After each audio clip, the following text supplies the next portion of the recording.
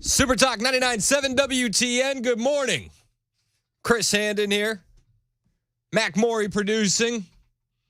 And I think, I don't know, Mac, what do you think? Do you think we got to get back to the essence of Agenda Free Friday? Yes, of course. We've kind of like strayed away a little bit. Yeah, a little bit. Yeah, I'd say that's a good call. Yeah. Let's get back to our roots. Let's do it. What do you think? Let's get back on the horse. It's Agenda Free Friday, baby. Woo! All right, so just to remind you, Agenda Free Friday means that you dictate where we go. 615-737-9986 on the text line, on the phone lines. There's a lot to get to. 2630 already, gender free. No. No. Not the roots we are speaking of. No.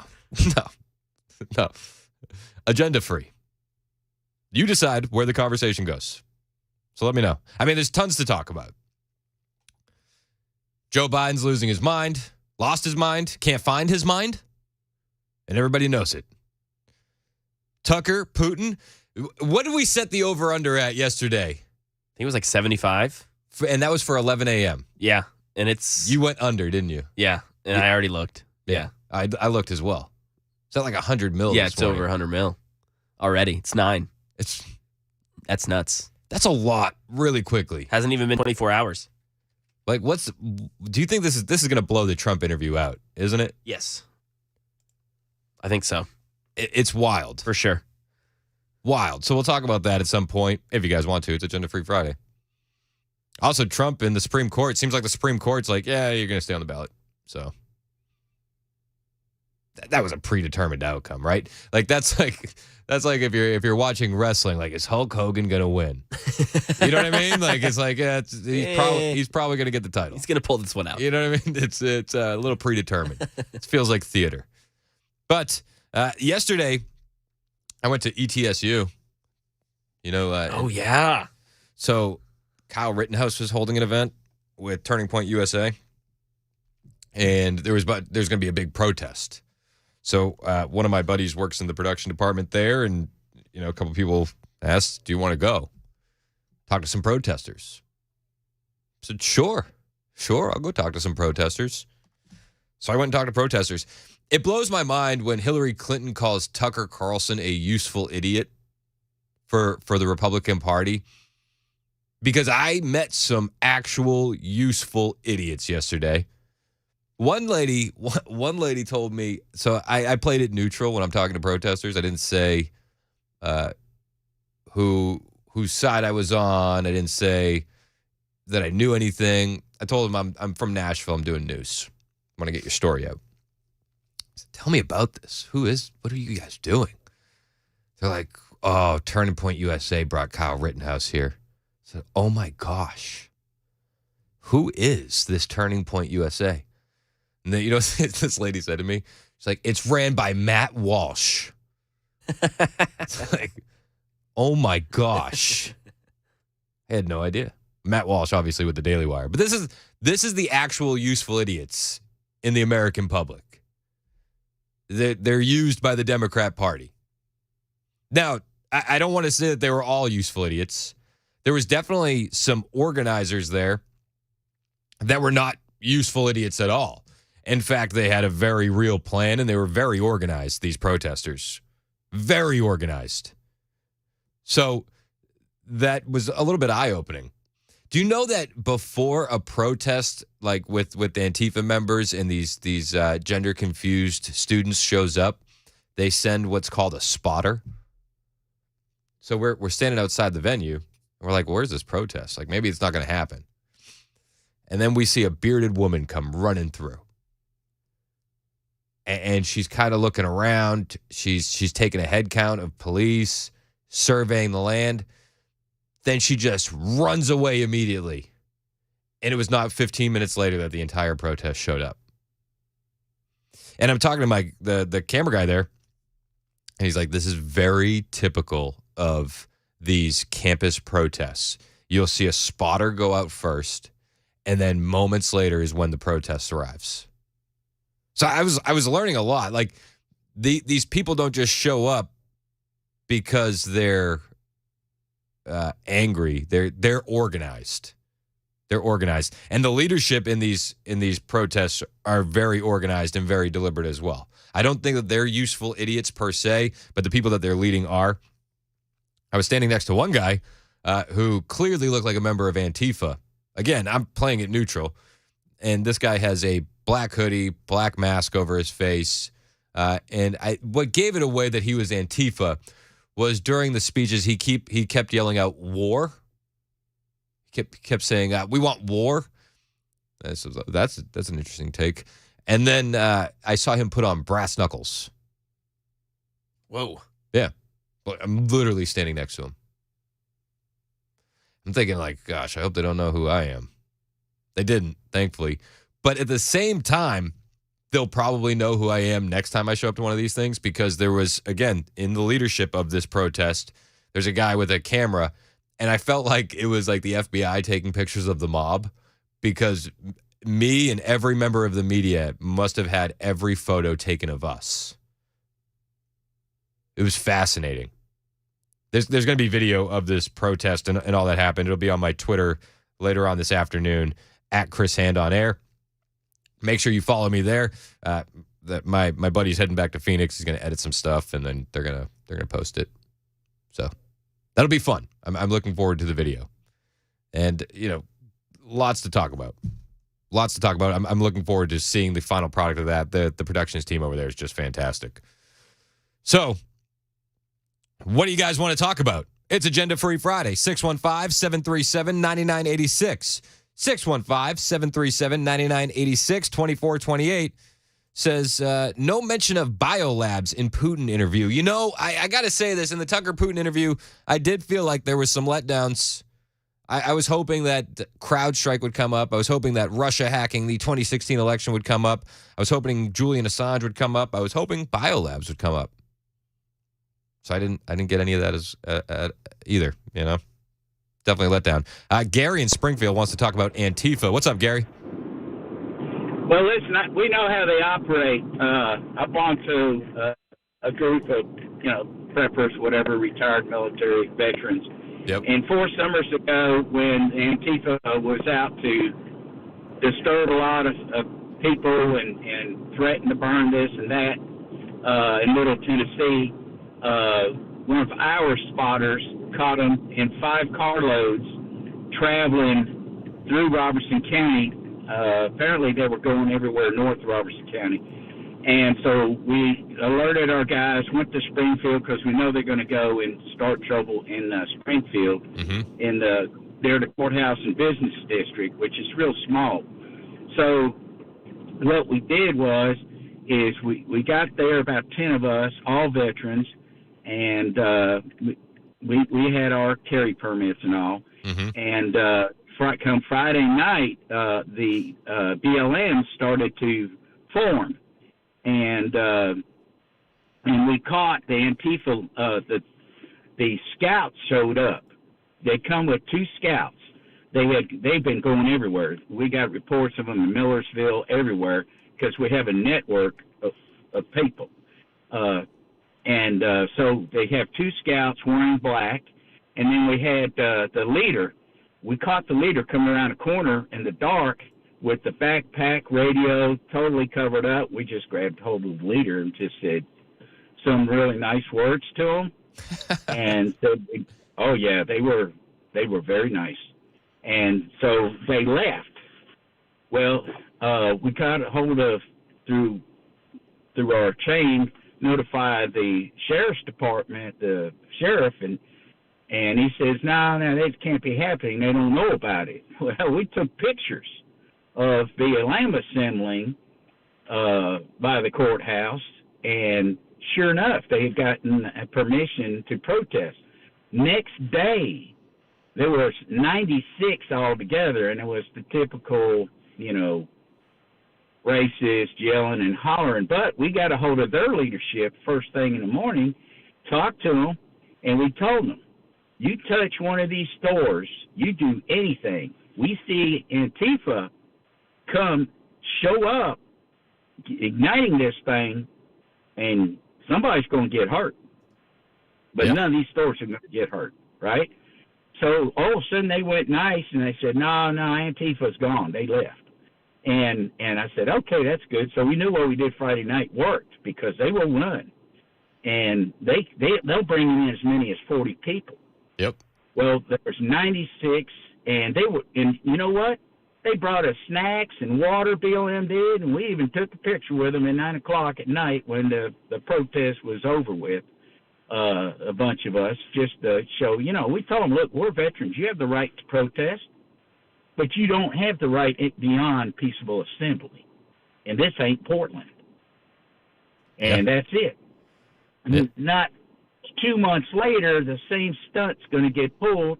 We find out that they're going to burn the brand new City Hall in Millersville down because we know how to get into this is a wider group of people. Oh, and by the way, forgot to tell you this. We got a picture of the woman on Sunday handing out checks to the leaders and to the college students in the protest in Springfield. And we're making around $1,200 to $1,400, the leaders, and then the students get about $300 or something like that. Yeah, no, I mean, they definitely pay the protesters, and you're absolutely right, Gary. I appreciate the call, man. Yeah, they're paying people for sure. They're paying people for sure. There was one lady during the speech portion of the Antifa members. She just started crying and screaming over a megaphone. My dad's a Republican, and I don't feel safe. I did everything I could to hold back my laughter.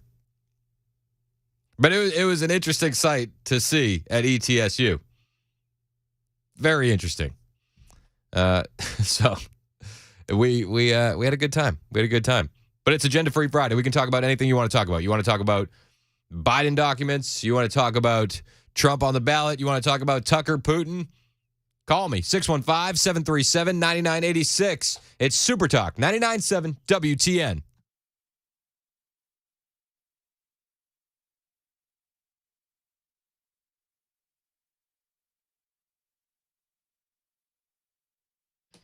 Hey, it's Chris Hand from my friends at Busy Bee Plumbing, Heating, and Cooling. Now, it is the right time of year to get your system serviced. If you haven't had it serviced in a while, you don't want to wait for a problem to pop up. So give the guys at Busy Bee a call.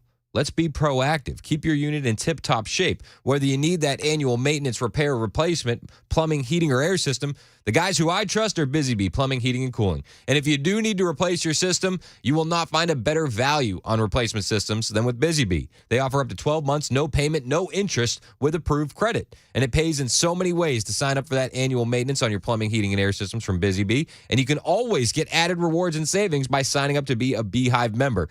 Dan always talks about how, he's been a Beehive member much longer than I have. He's been a Beehive member for years, but he says when he had a plumbing issue, the guys at Busy Bee were over there in 90 minutes. That's because when you're a Beehive member, you get front-of-the-line service. It'll also get you your annual maintenance on your plumbing, heating, and air systems. It'll make sure you never get any overtime charges 24/7 and 10% off all repairs. It will pay for yourself to become a Beehive member. Plus, they have that Saturday availability, so it's convenient for any maintenance calls you ever have, so you'll never be left out in the cold. Busy Bee, they're your Rude Pro partner for satisfaction guaranteed. Call Busy Bee Plumbing, Heating, and Cooling, 615-775-7833. That's 615-775-7833 or online at busybeehvac.com.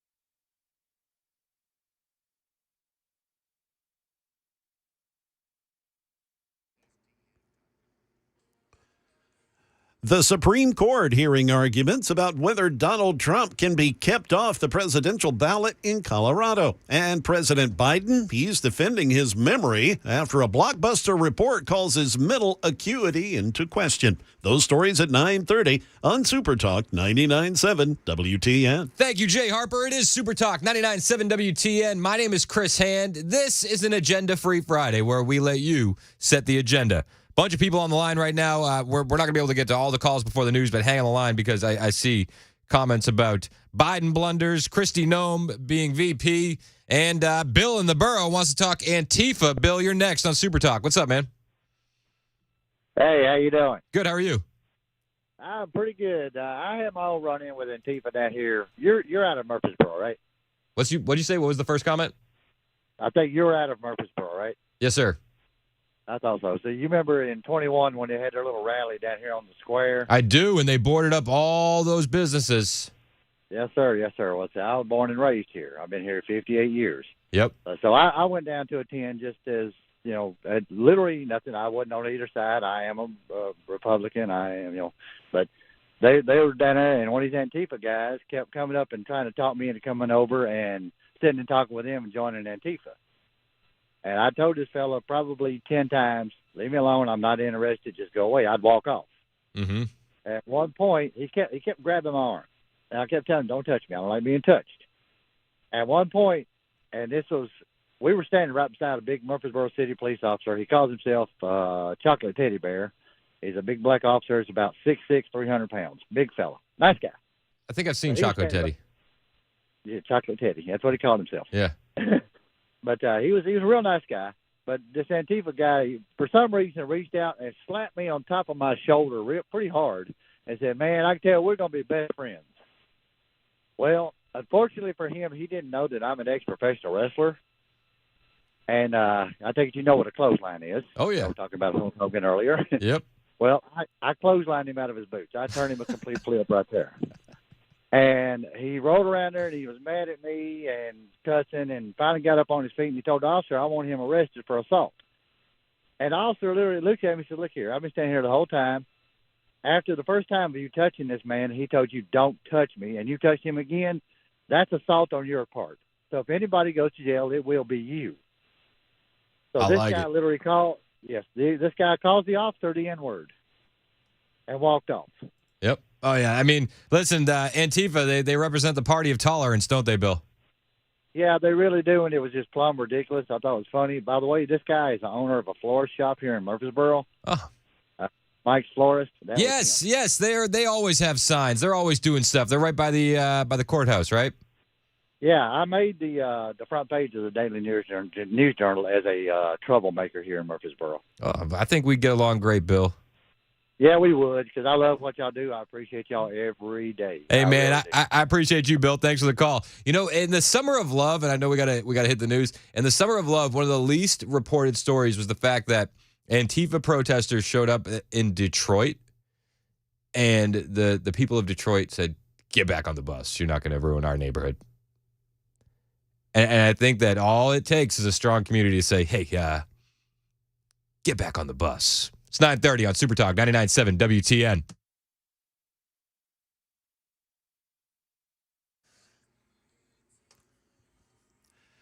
Yes, well, we're coming up on 9:31, and I'm Jay Harper with your top stories. We've got clouds, 58 degrees on Music Row. A full forecast is on the way.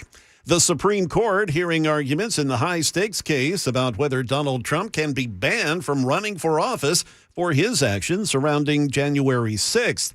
It concerns a Colorado court's decision to ban Mr. Trump from the 24 ballot in that state based on Trump's alleged efforts to overturn the 2020 election and his role in the attack on the Capitol.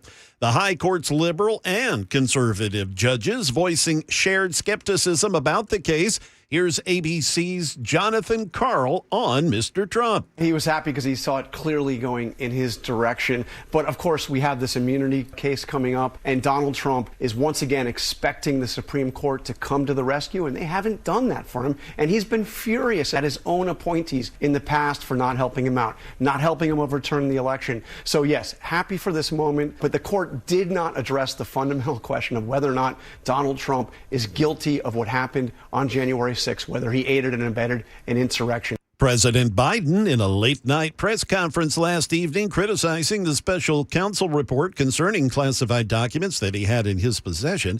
The special counsel's report on Biden exonerating the president over the mishandling of classified documents and concluding that no criminal charges are warranted, but they raise quite a few questions about his competency. Here's White House correspondent for ABC News, Mary Bruce. The special counsel describing Biden's recollection as painfully slow and his memory hazy, writing that Biden did not remember even within several years when his son Beau died. That conclusion clearly striking a chord. Frankly, when I was asked the question, I thought to myself, it wasn't any of their damn business. I don't need anyone to remind me when he passed away or if he passed away. How in the hell dare he raise that? Biden clearly frustrated as his age comes under increasing scrutiny. That is the latest news. Weather's on the way. I'm Jay Harper, WTN News.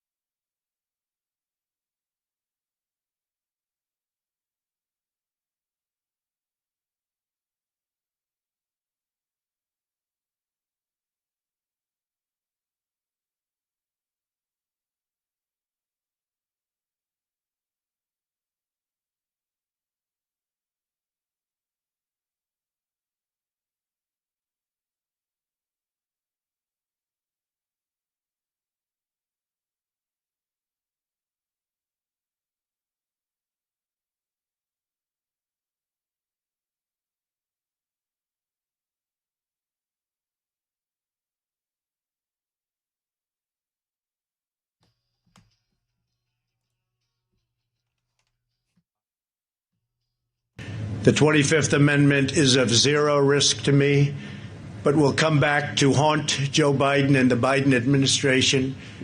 As the expression goes, be careful what you wish for. That feels like forever ago when they were throwing the 25th Amendment at Trump. But I think once again, Trump was right and Joe Biden was wrong. Trump was right and Joe Biden was wrong. It's an agenda-free Friday here on Super Talk 99.7 WTN. We can talk about anything you want to talk about. Robert in Lebanon wants to talk about these Biden documents. Robert, you're next on Super Talk. Yo, Robert. Good Friday, everyone. Hey, how we doing, man? Good. Yeah, I just want to say something about Biden's documents. You know, Hunter Biden had access to those documents. Sure did. I think that goes with that paid for documents. Ain't that treason? It feels like it. And I mean, and the boxes, they weren't in good shape. They had been rifled through. You know, they when they pulled out all the Trump documents that were under Secret Service protection, mind you, they were filed nicely in clean boxes. These photos that I'm seeing, it looks like like somebody's been rummaging through them. Yeah, it looks like a garage of a pack rat. You're right. You know what I mean? Like if this was my grandfather's garage, I'd be like, Gramps, we gotta do something about this. Let's clean it up. You know what I mean? Yeah, it really bothers me that ain't nobody doing anything about it, But no, and they can't because he is he would be sympathetic in court. Yeah. Unbelievable. Hey, I appreciate your call, Robert. Thanks so much. Hey, I got one more thing. Yeah, hit me. Yeah, that guy you have on from noon to 3, I think he needs to go to anger management. Thanks for the call, Robert. What am I supposed to say about that? I like Angry Murphy. Murphy's fine.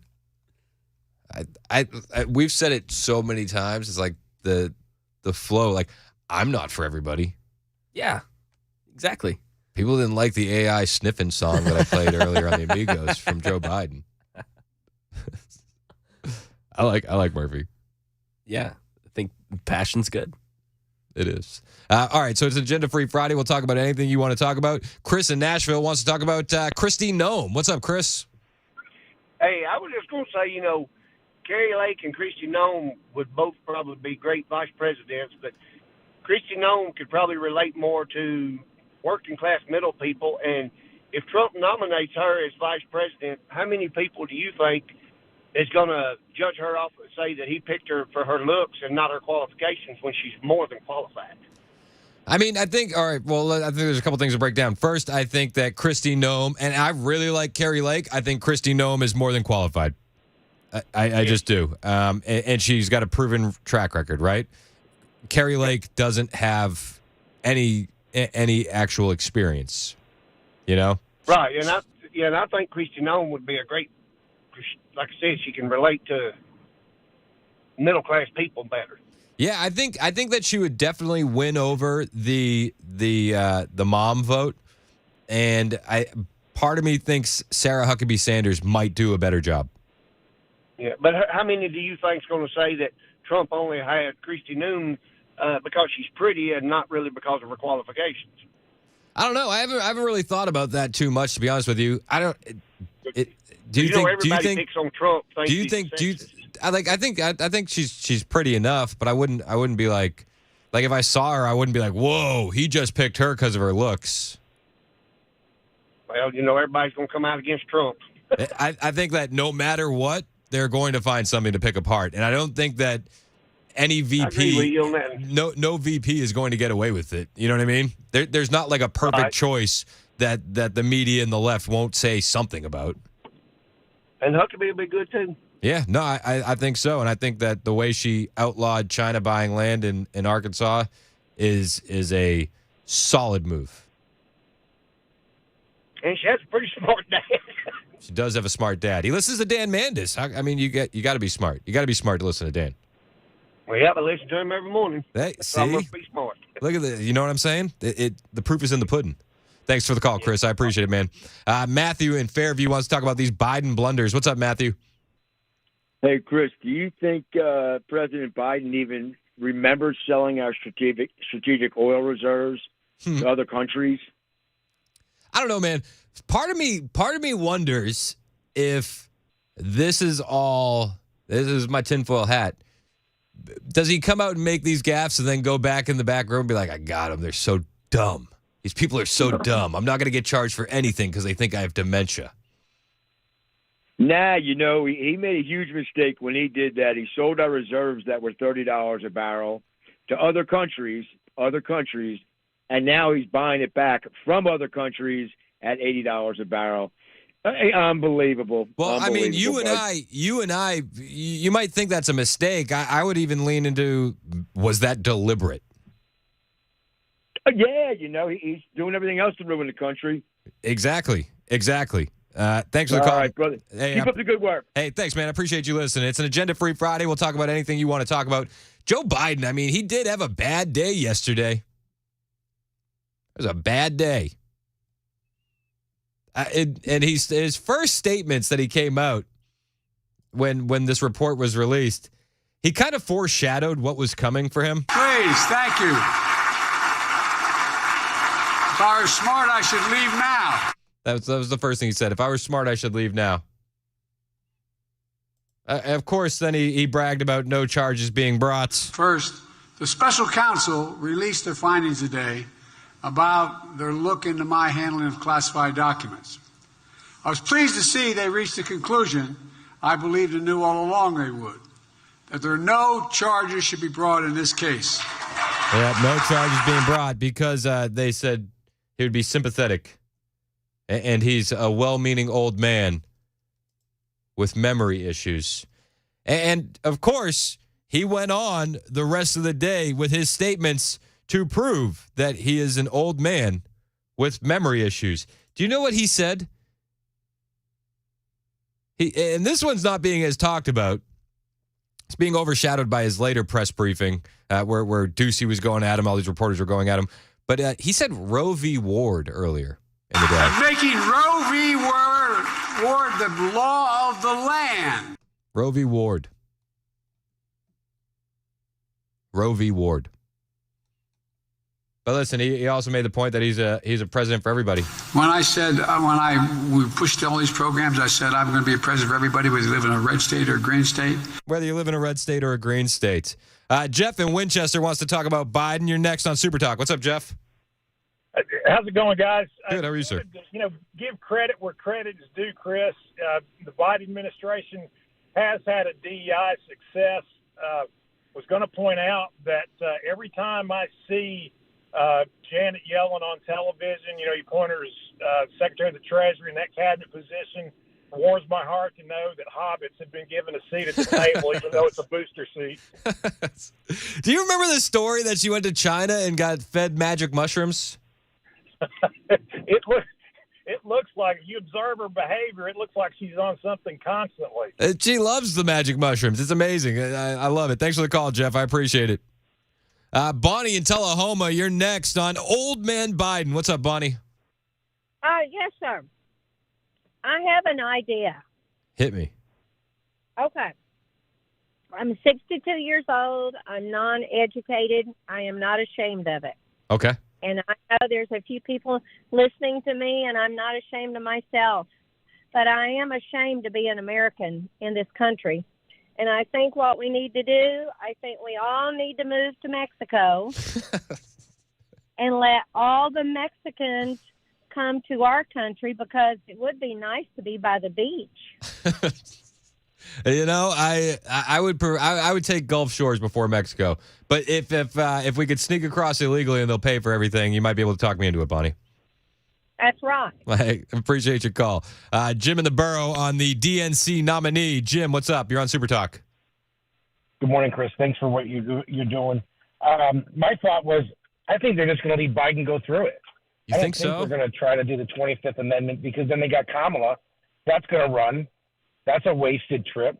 Just let Biden run through it. And then go after Trump even more if he wins with him winning it, and just knock him down, attack the Republican Party, and then come back through in 28. Maybe. I don't know. I put on my tinfoil hat with all this stuff. I feel like the timing of it is way too convenient. You know, you had the Tucker Vladimir Putin interview drop. You have Trump basically in the Supreme Court taking a side in the ballot case, it seems like. And then this drops. It's going to dominate the news all weekend long. I don't think that Joe's really running anything. And I think that this is just going to be a way for them to dominate and then dominate the news cycle, and then I think they want him out. I don't think that they actually want to run him. I just think that I don't think they're going to have enough of time to get somebody up and playing by the Super Tuesday. Yeah. Thanks, Chris. You have a good day. No, I appreciate it. And I get where you're at on not having enough time, but personally it's like, okay, you have time with a guy that's failing in every poll and on every major issue with the American people. Hemorrhaging black votes, Latino votes, youth votes, hemorrhaging. Even with the not enough time argument, anybody's got to be better, right? Gavin Newsom's got to be better. You know they would love Michelle Obama. I don't know if that's actually the move. She doesn't have a record to run on. Dan was talking about that this morning. And she hates Washington, D.C. But personally, I'm like, Gavin, Michelle, even with a lack of time for planning and prepping and all that, would be a better option than Joe Biden. At this point, anybody would be a better option than Joe Biden. Literally. Like, you could walk down Broadway and, like, the first person you see wearing a mask, you could be like, that's a better option than Joe Biden. It's 9:51 on Super Talk, 99.7 WTN.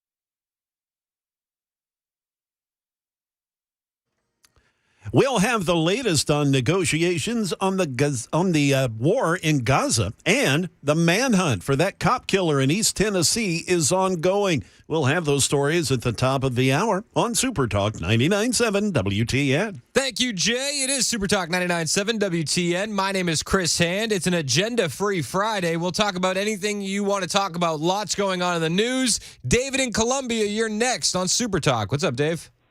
Man, I just think everything yesterday was laid out and planned. They know what they're doing. They're too smart not to let Biden go on. That was all guided and planned. And for the last 20 out of the last 32 years, we've had one president, and that's Podesta. And he's running the show now. So, I mean, that's all I got. No, I appreciate the call. And I think that the difference between two world leaders yesterday couldn't have been on more full display. You had the Tucker Carlson interview dropping with Vladimir Putin. He goes on for the first 40 minutes giving a detailed history of Russia. He answers questions. He is cold, calculated. He had an agenda, but it wasn't like overt. Like you knew he wanted to get his message delivered in a certain kind of way. And then in America, we have a leader who is not being prosecuted because he's a well-minded old man with bad memory. I'm not going nuts. Well, it seems like everybody thinks you are. And then he goes on to have Gaff City. And I see a lot of people going, oh, who's running the show? Who's running the show? And a lot of people keep bringing up this clip. I tend to agree with the last caller more that it is Podesta, but a lot of people always point to this clip of one Barry Obama. Do you wish like you had a third term? And I used to say, you know what? If I could make an arrangement where I had a stand-in, a front man or front woman, and they had an earpiece in, and I was just in my basement in my sweats looking through the stuff, and then I could sort of deliver the lines, but somebody else was doing all the talking and ceremony.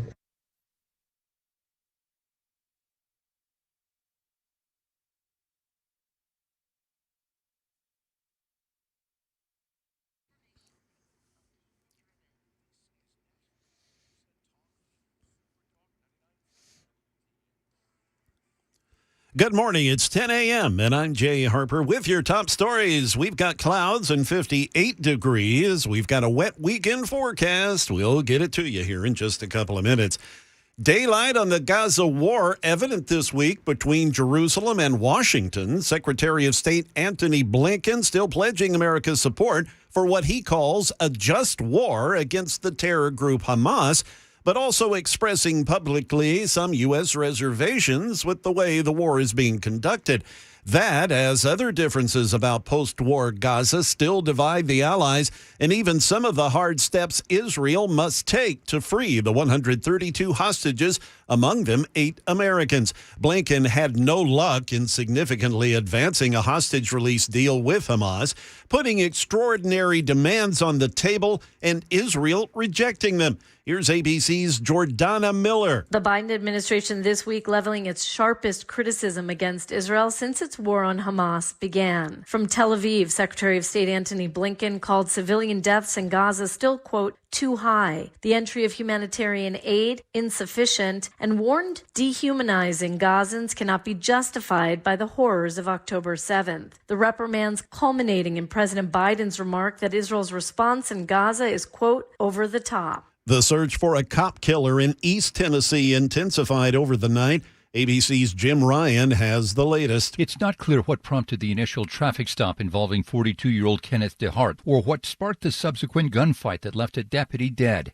Blount County Sheriff James Lee Barong fought back tears as he identified his deputy as Greg McCowan. Talked to his family earlier. I apologize for not protecting him. A second deputy was shot in the leg as she returned fire. DeHart escaped on foot. The incident happened in Maryville.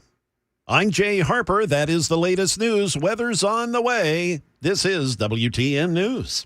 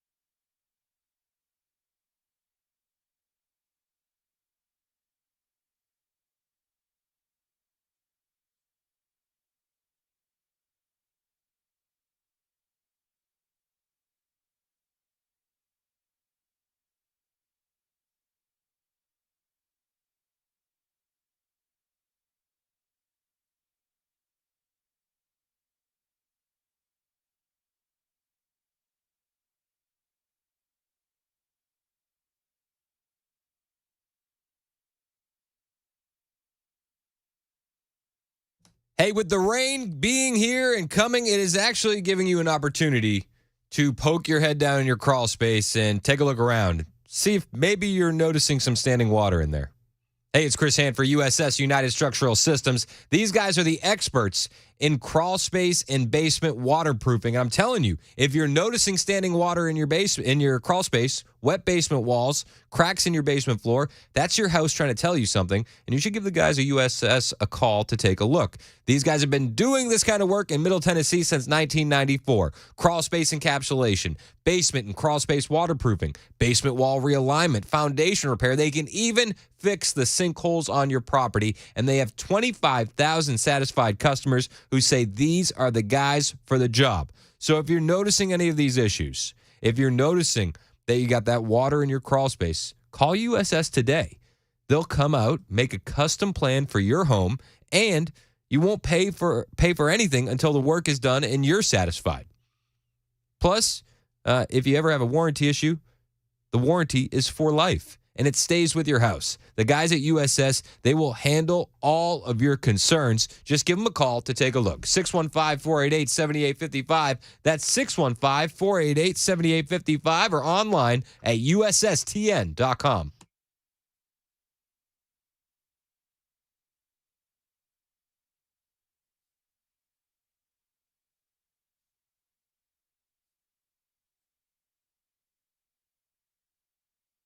Super Talk 99.7 WTN. My name is Chris Hand. It's an agenda-free Friday. We'll let you guys take the conversation wherever you want it to go.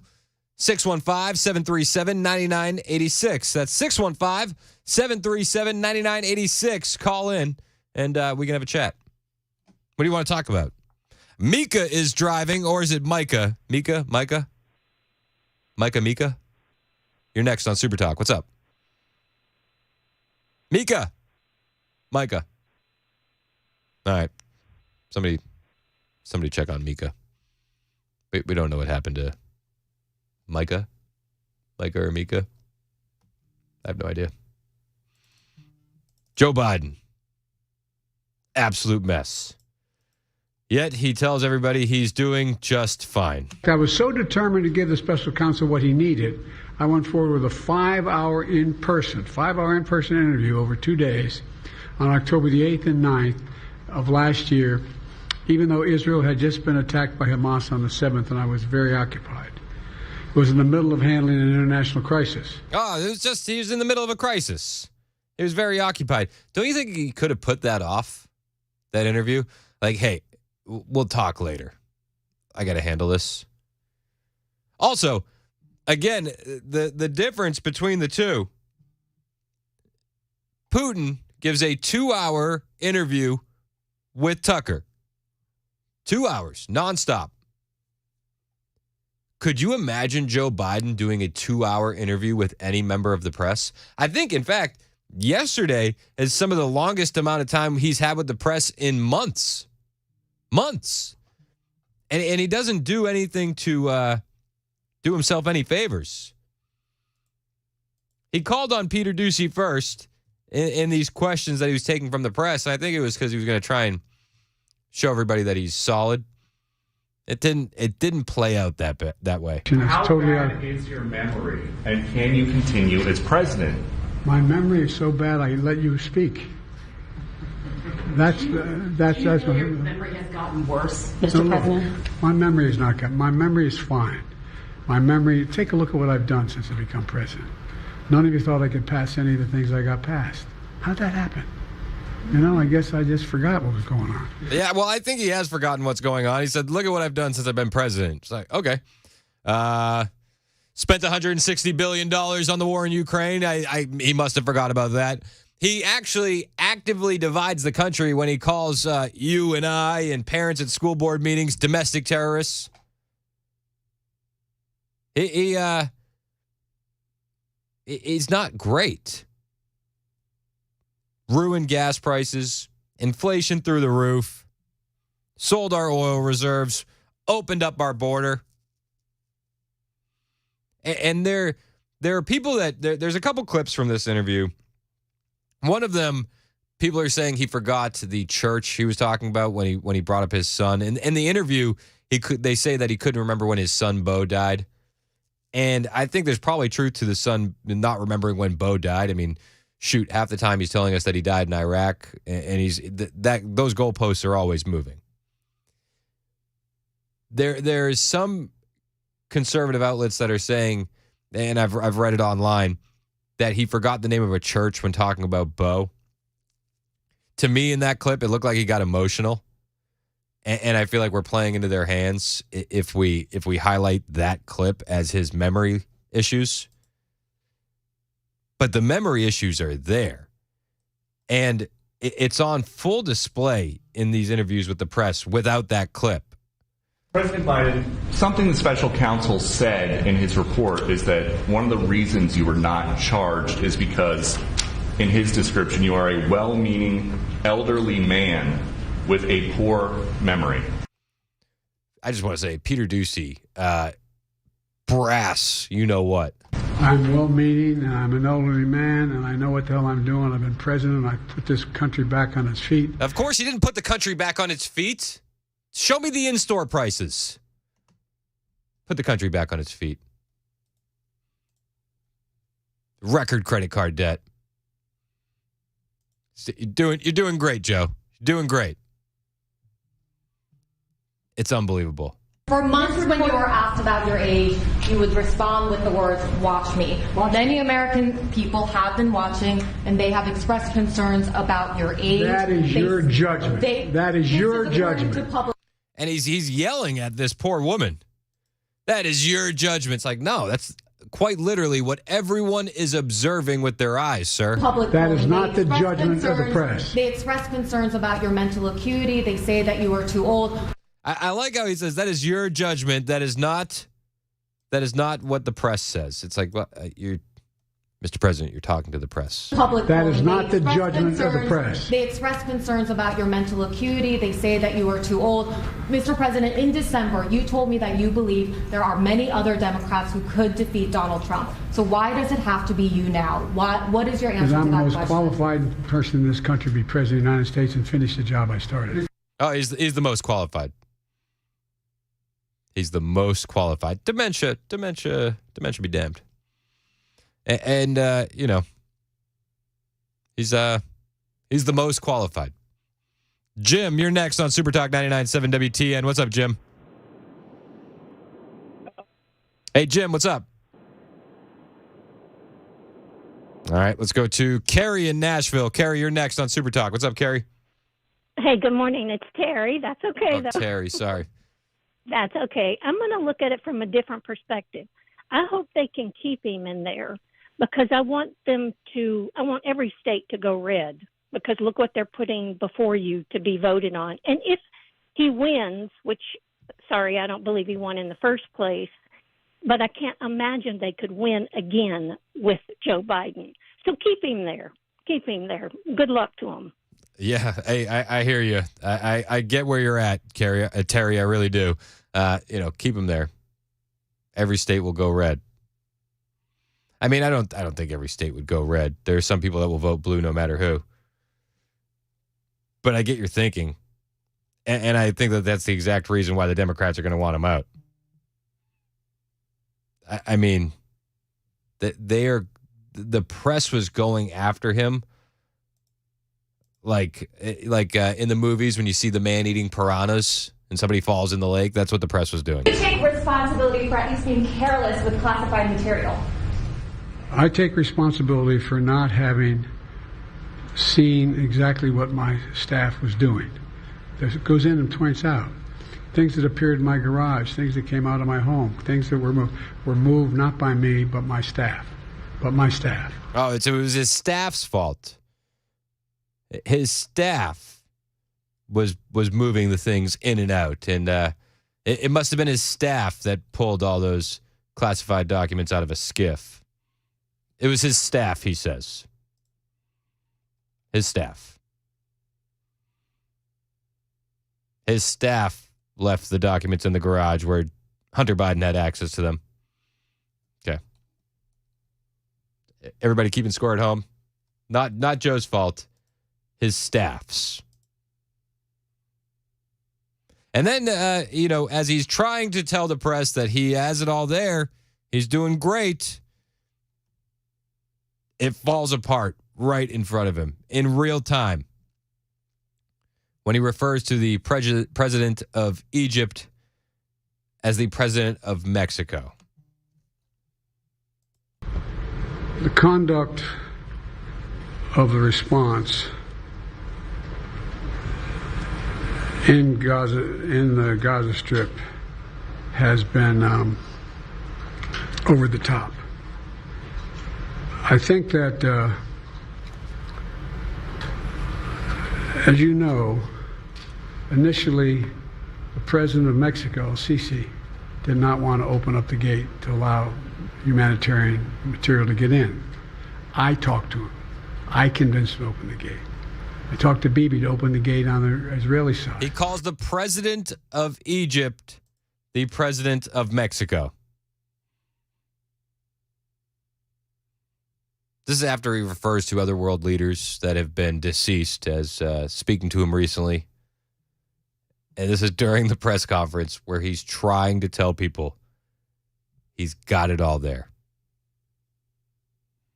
Unbelievable. Paul in Columbia, you're next on Super Talk. What's up, Paul? Hey, Chris. Thanks so much. Enjoy the show. I just want to make a comment on the timing that they're using with the classified documents. This is what frustrates me more than anything, is that he may be a well-meaning old man full of incompetence at this time, but when he took the documents, he was the vice president and should be accountable for what he did then, not based on his condition today. They're not affording Mr. Trump the pleasure of waiting until he gets old and forgetful to say, hey, he's not guilty because he's old and forgetful. We need to hold people accountable regardless of their mental state. To some extent in this country, we just give excuse for behavior because we just want to find a way to let it go. The real challenge for us is the people that are not convicting or charging him in this circumstance. And those are the folks we got to get rid of.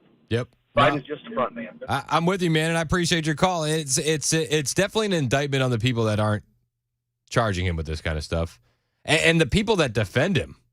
The people that defend him are just as bad. Dan Goldman was defending Joe Biden on CNN. The memory lapses that President Biden is described as having in this report, this is not the first time anybody's raised issues of President Biden's acuity.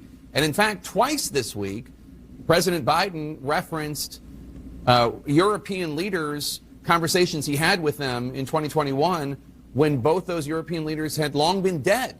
He confused Macron with Mitterrand. He confused Helmut Kohl with Angela Merkel. Are you really acting as if there's nothing to these issues or these concerns? Well, I saw from the White House counsel that they disputed this recollection of the interview. And I will tell you, Jake, I was in Israel on October 7th, as you know, and President Biden was nice enough to call me.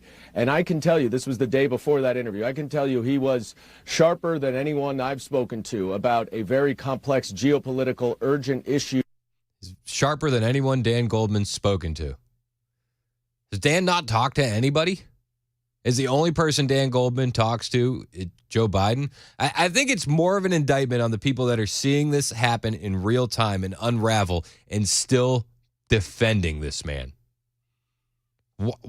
How can you defend this? How? And you think people are going to believe you? I feel like if you're defending Joe Biden right now, that should almost be downright impeachable. How can you say that he's all there? Lisa in Brentwood, you have a prediction for the Democrats. What's up? Yes. You know, one thing about the Democrats, they sure stick together. Yep. And they want a surprise element. Now, we all know Joe Biden can't beat Trump. Now, what do you think they're going to do? They're going to bring forth this big surprise with Michelle and Newsom. I don't think Joe Biden will ever run against Trump. They know he can't beat him. And they do stick together, you know. Yeah, I get what you're saying. I just don't see it as Michelle Obama. And I could be wrong. I definitely could. You know, a lot of people say, and thanks for the call, Lisa, a lot of people say that Michelle Obama hated D.C. She wanted nothing to do with D.C. Brian Wilson was talking about that this morning with Dan, that she just loathes D.C. Dan brought up the point, well, she still lives in D.C., She's still in the mix with all those people. I don't know if she's going to be the right one. She doesn't have a record to run on. The only thing that she can run on is ruining school lunch and classifying, tomato sauce as a vegetable for pizza. Do you remember that? Yes. I think that's the only thing that she's ever done notable in politics. Did she, anything else? Am I missing anything else?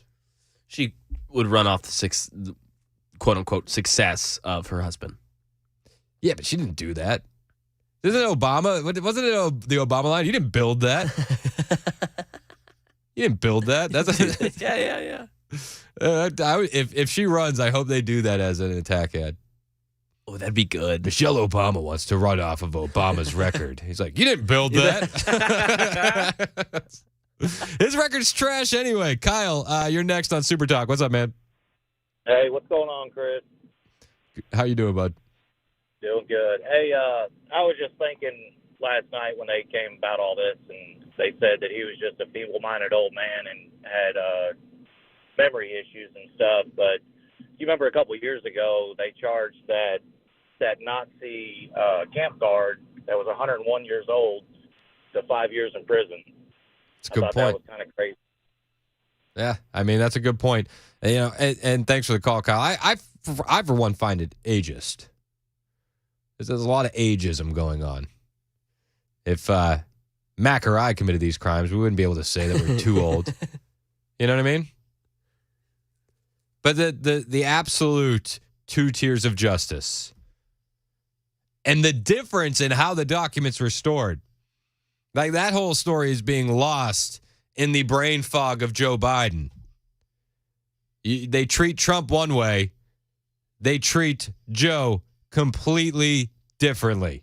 It's an agenda-free Friday on Super Talk 99.7 WTN. I know everybody's loving talking about the lag in Joe Biden's brain, but we can talk about anything you want to talk about. 615-737-9986. Brian, we'll get to your call next. Hang out with us. It's Super Talk 99.7 WTN.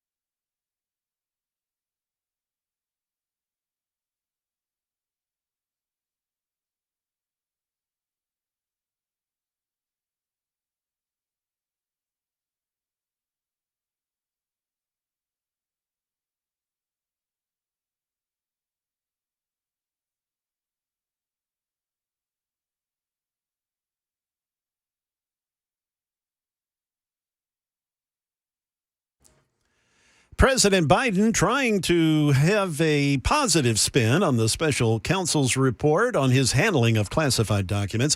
And more robocall legislation. This time it involves artificial intelligence. We'll have those stories at 10:30 on Super Talk 99.7 WTN. Thank you, Jay. It is Super Talk 99.7 WTN. My name is Chris Hand. It's an agenda-free Friday, so we can talk about anything you want to talk about. Brian in Tullahoma wants to talk about the border. You're next on Super Talk. What's up, Brian? Yeah, I got a pretty serious question about the border. Okay. You know, all these military-age men that have come across the border, you've seen thousands and thousands of Asians and people from the African continent and and all the other Arab countries, all the countries that hate us, right? Yep. Okay. All the crime that you see going on, like in New York City and Chicago and stuff, it seems like it's only like the South American people that are actually committing all these crimes, because that's all I see. The videos, the reports, and all that stuff. So they're like from Mexico or Venezuela or whatever. Like those guys that jumped the police in New York were from Venezuela. Yep. Where's all the Asians? Where's all these other people at? Honestly, personally, I think that they're smarter than petty crime, and I think they're coming for bigger reasons. The big conspiracy theorist in me, and this is really big conspiracy theory, is I think they're being trained up and geared up for something. Yeah, I don't like think a secret military. I don't think you're far off. And let's also address the fact that we know that China has been running secret police stations inside some of our major cities, like San Francisco and New York City. They were running secret biolabs in California. So I don't think that is something that is out of the realm of possibility. I just wanted to address that and maybe get other people's brains stirring. No, where are these people? Where did they go? Exactly, and this is like it's the biggest crisis that we're kind of waiting to happen. You know, it's like we're all waiting for another shoe to drop. Is it going to be a terrorist attack? Is there going to be something else? Exactly. It's frightening. It's frightening at to say the least. Well, I appreciate it. Yeah, man. Thanks for the call, Brian. Appreciate you. Let's go to Bubba in Lynchburg. He's got a Trump VP question. What's up, Bubba? Yeah, Chris, hey, appreciate your show. Hey, thanks, man. What's up? Hey, is Trump big enough to reach across the aisle? You know, Biden wanted to bring this country back together, but would Trump reach across the aisle and get Kennedy to be his vice president? I'm just going to hang up and listen. Appreciate it. He was actually asked about those rumors on Kennedy being the vice president, and he said that there was no truth to it.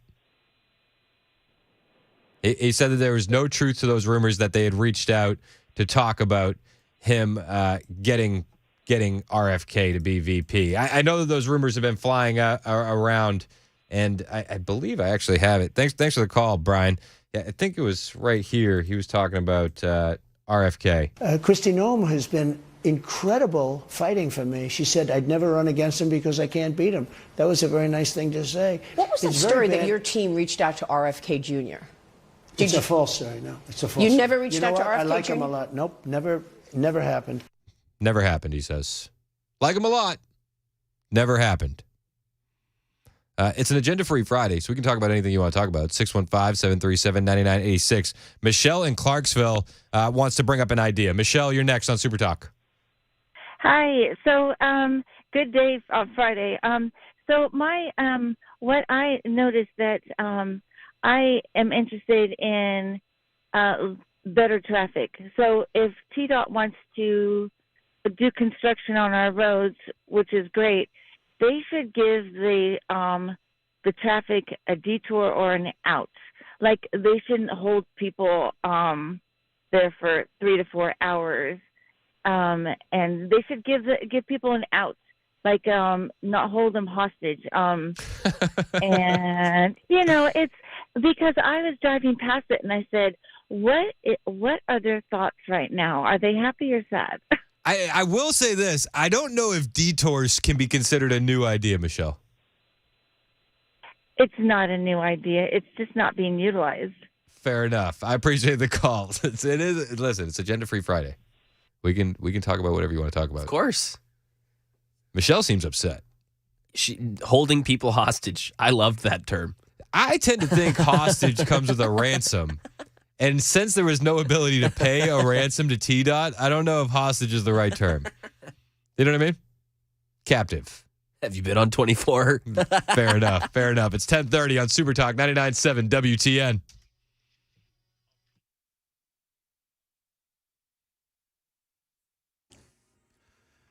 Good morning. Yep, it is 10:30, and I'm Jay Harper with your top stories. We've got clouds, 57 degrees. A full forecast is on the way. President Biden responding to special counsel Robert Hur's report on his classified documents case, trying to paint the findings in a positive light for journalists inside the White House last night. ABC's Mary Alice Parks has more. The president came out and really wanted to underscore the parts of the report that looked good for him, saying that it was clear from the report there were possibility that some of the documents might have been placed without his knowledge by mistake. He even quoted the report page, chapter and verse, talking about where exonerated him. But he was so mad in the room about that language, about his age and his memory. The Federal Communications Commission has outlawed robocalls that contain voice generated by artificial intelligence. ABC's Jim Ryan tells us what has prompted these new regulations. In the run-up to the New Hampshire primary, thousands of voters got a phone call. It's important that you save your vote for the November election. Voting this Tuesday. That is not President Biden, but an AI-generated sound-alike meant to influence voters.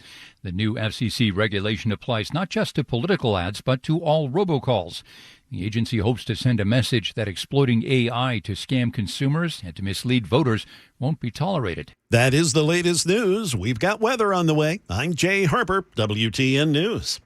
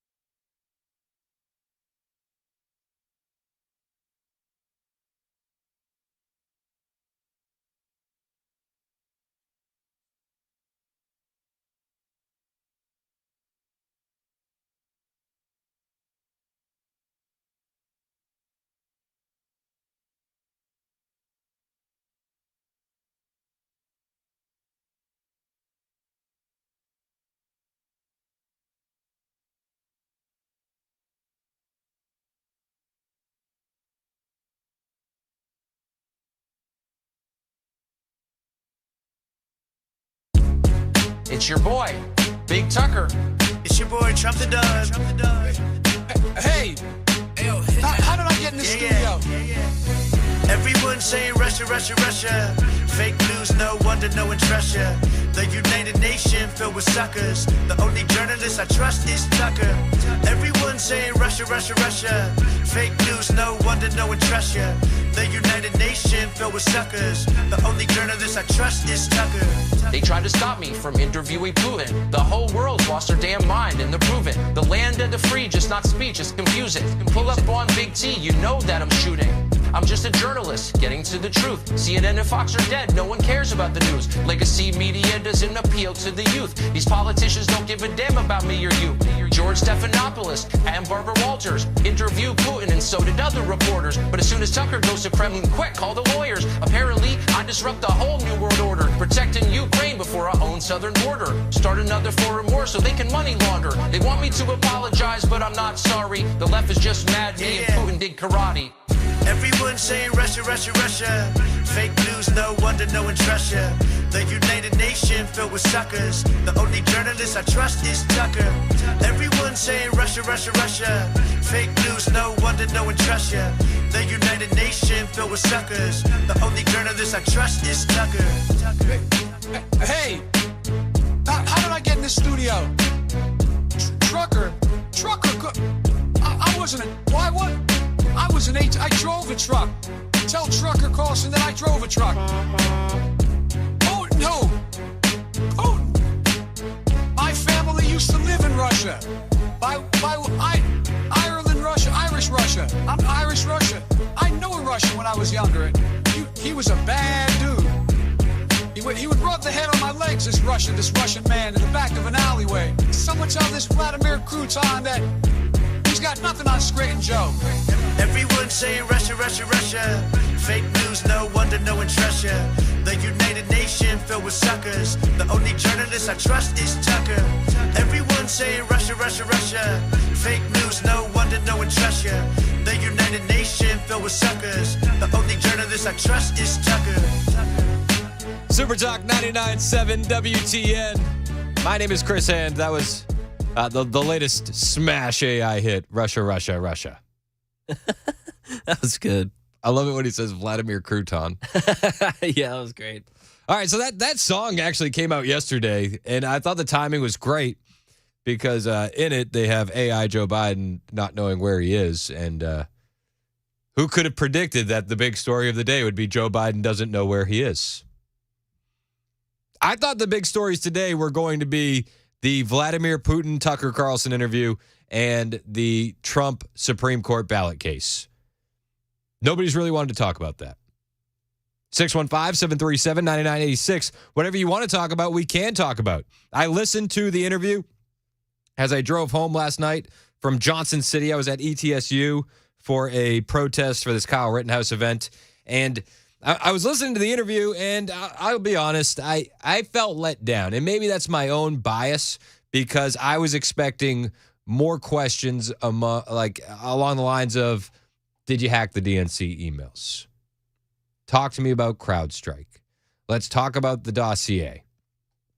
I was hoping for stuff like that. I was hoping for some questions about Edward Snowden. Like, let's ask about all this kind of stuff. That, not to be said, there was some really good stuff in this interview with Vladimir Putin. And one of the things that I thought was interesting was he described a couple different occasions where he asked a current sitting president, because Putin's been in charge for 20-something years, 24 years. So he's been through a few presidents. And he described a couple situations where he would ask a president a question. No, it's longer than that now. Jeez. Anyway, he's been in power a long time. Fact check it, Mac.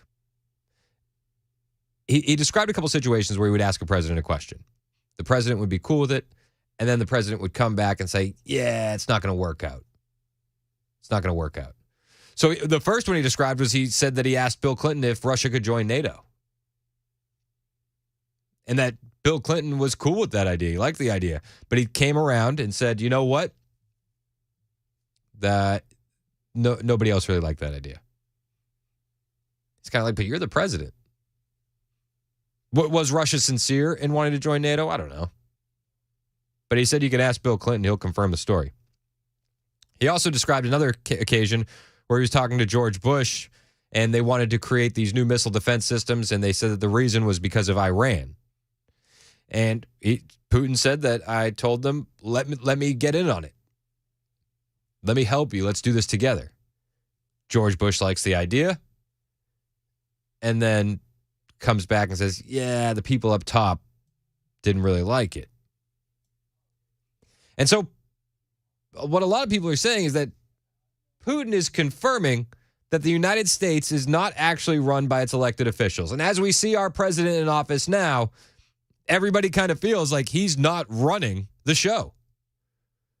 But Tucker really just pinpointed that and said, you're saying that the U.S. is not run by the people who are elected. So twice you've described U.S. presidents making decisions and then being undercut by their agency heads. So it sounds like you're describing a system that's not run by the people who are elected in your telling. That's right. That's right. That's right. That's right.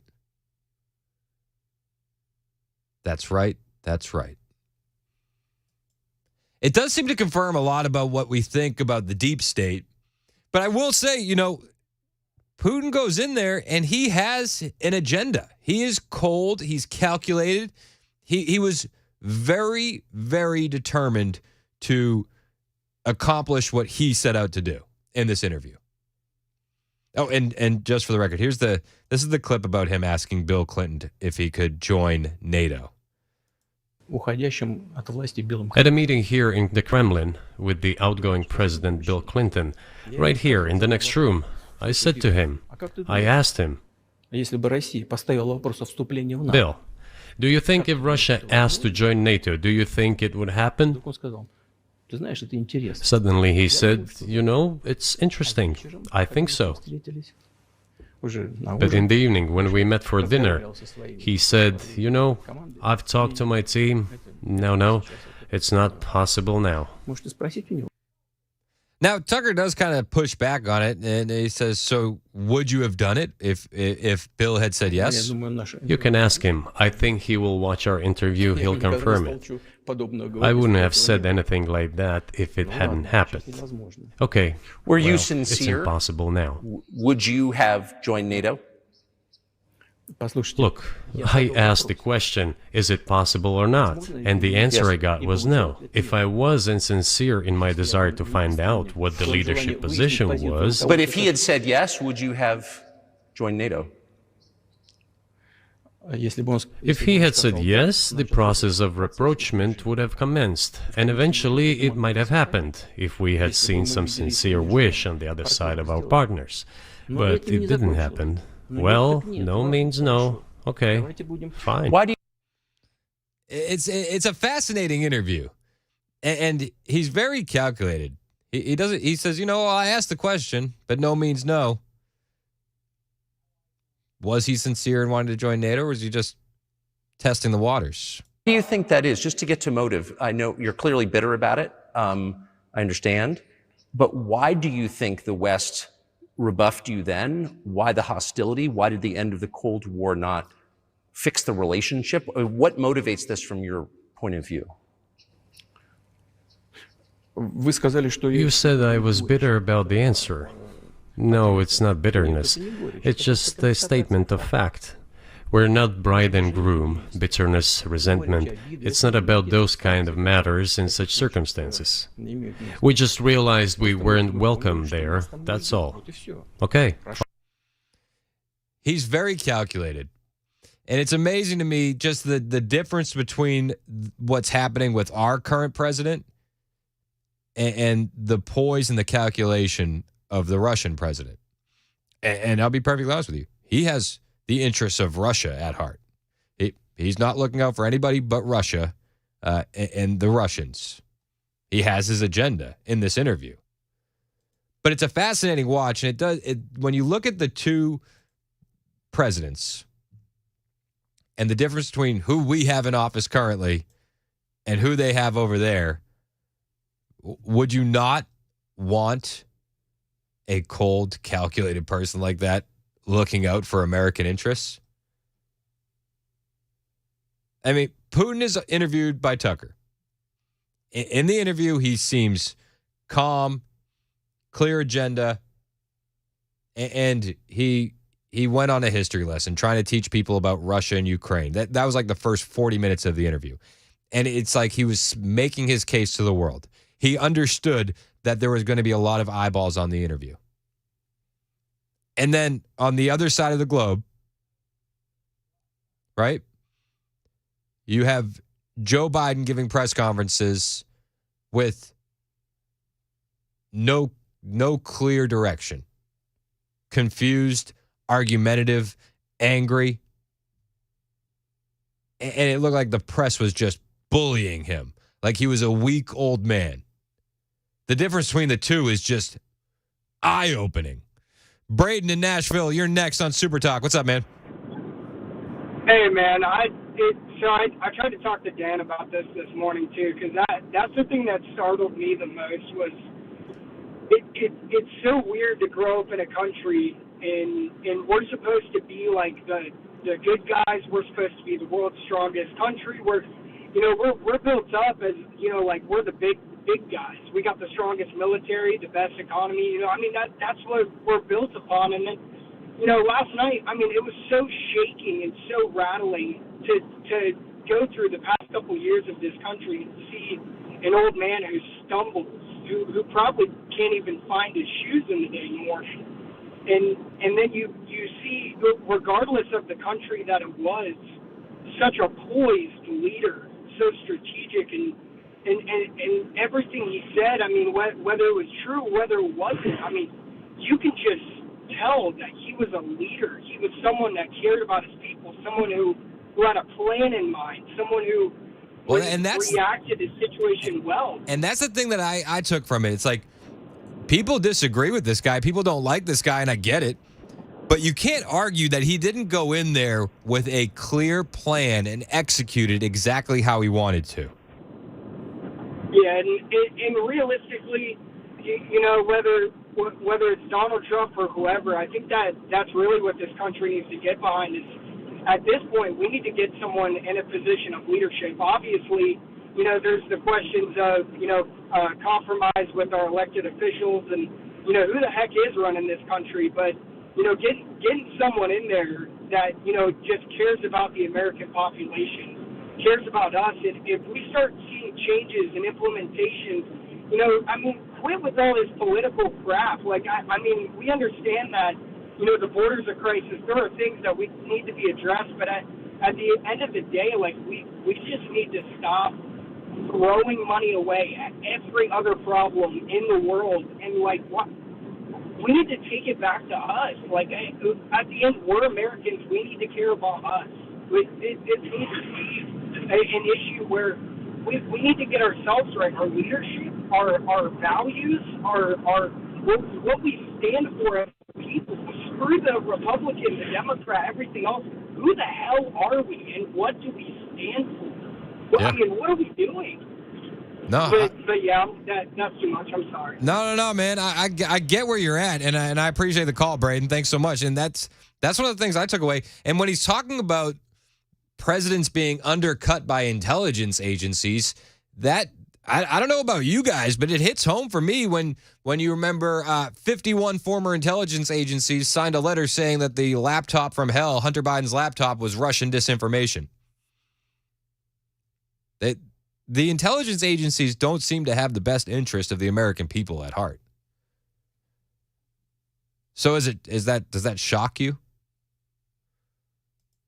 Are you surprised by that? Now, I'm not here to say Putin's a good guy, and I actually like the way Tucker pushed back on him several times. Putin makes this claim that Ukraine is actually rightfully Russian soil. And Tucker at one point in the interview goes, well, parts of Ukraine were formerly Hungary. Have you told Viktor Orban, the prime minister of Hungary, that he has rightful claim to parts of Ukraine as well? and he kind of catches Putin off guard. And I think that was a great moment, and it just shows that Tucker went there with some journalistic integrity, not to be this mouthpiece of the Kremlin like everyone claimed. I got more clips from this. I got more calls from you on the way. It's an agenda-free Friday. What do you want to talk about? Call me, 615-737-9986. It's Super Talk, 99.7 WTN.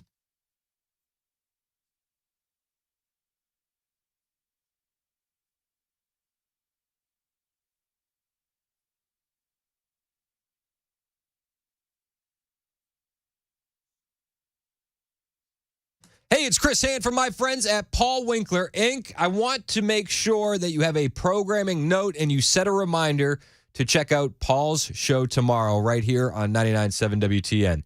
He is bringing on an expert in financial aid to talk about paying for college. FAFSA has changed drastically this year, dramatically even. So if you have kids nearing college age, you're not going to want to miss this discussion. They're going to get into all the different types of aid and some common misconceptions about funding. I mean, oftentimes people think that they actually have more aid than they really do.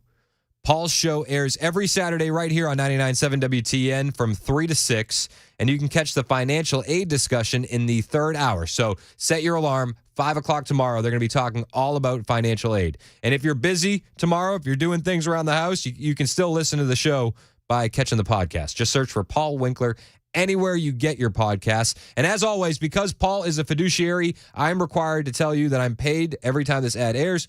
But as a client of Paul's, I got to tell you, he is my go-to resource for financial education. He should be your resource as well.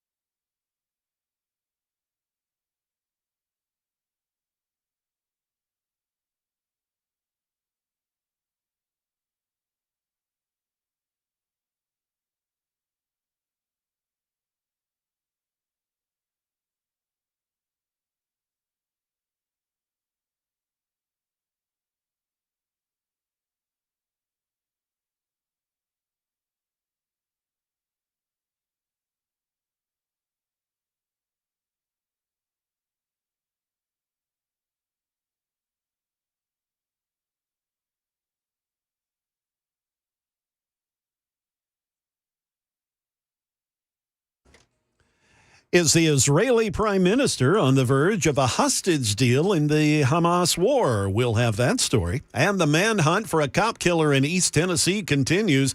Those stories at 11 on Super Talk 99.7 WTN. Thank you, Jay Harper. It is Super Talk 99.7 WTN. My name is Chris Hand. It's an agenda-free Friday today. Anything you want to talk about, we can talk about. I noticed that Ivan on line 6 says he's irritated with me. He says a little upset with you. I don't know what I did. I tend to think I'm very likable. I tend to agree. Ivan doesn't think so. Ivan, don't hang up, man. We're going to get to your call right after the news, which happens right now on Super Talk 99.7 WTN.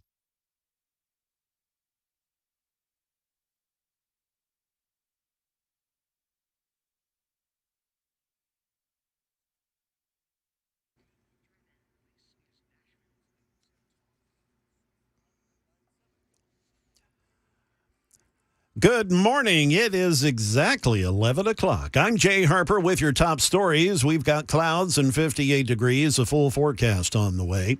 As IDF troops prepare to evacuate Rafah, Gaza's last standing city, some claim that Israeli Prime Minister Benjamin Netanyahu is still working on a possible hostage negotiation deal. ABC's James Longman is in Tel Aviv. When Benjamin Netanyahu the other day rejected Hamas's counter proposal, he said that it was delusional. It felt like a deal was dead. But Anthony Blinken, Secretary of State, was here and he said, look, Netanyahu hasn't completely closed the door on a deal. There is still space for an agreement and a lot of pressure inside Israel on the government to try to get those hostages out. Many of us had our phones go off late last night after the TBI issued a blue alert for a man wanted in connection to the death of a Blount County deputy, Kenneth DeHart, 42. He's wanted with first-degree murder charges, among other serious crimes. TBI reports deputies with the sheriff's office initiated a traffic stop on an SUV in Maryville, and the driver, identified as DeHart, wouldn't cooperate when he was asked to get out of the vehicle. A taser was used, but it had no effect. DeHart then took out a handgun and fired shots at two deputies. The officers were shot. The sheriff says that Deputy Greg McGowan was killed, and another female deputy shot in the leg. She returned fire. That deputy's name, Deputy Eggers. She was treated and released from a hospital. That is the latest news. Weather's next. I'm Jay Harper, WTN News.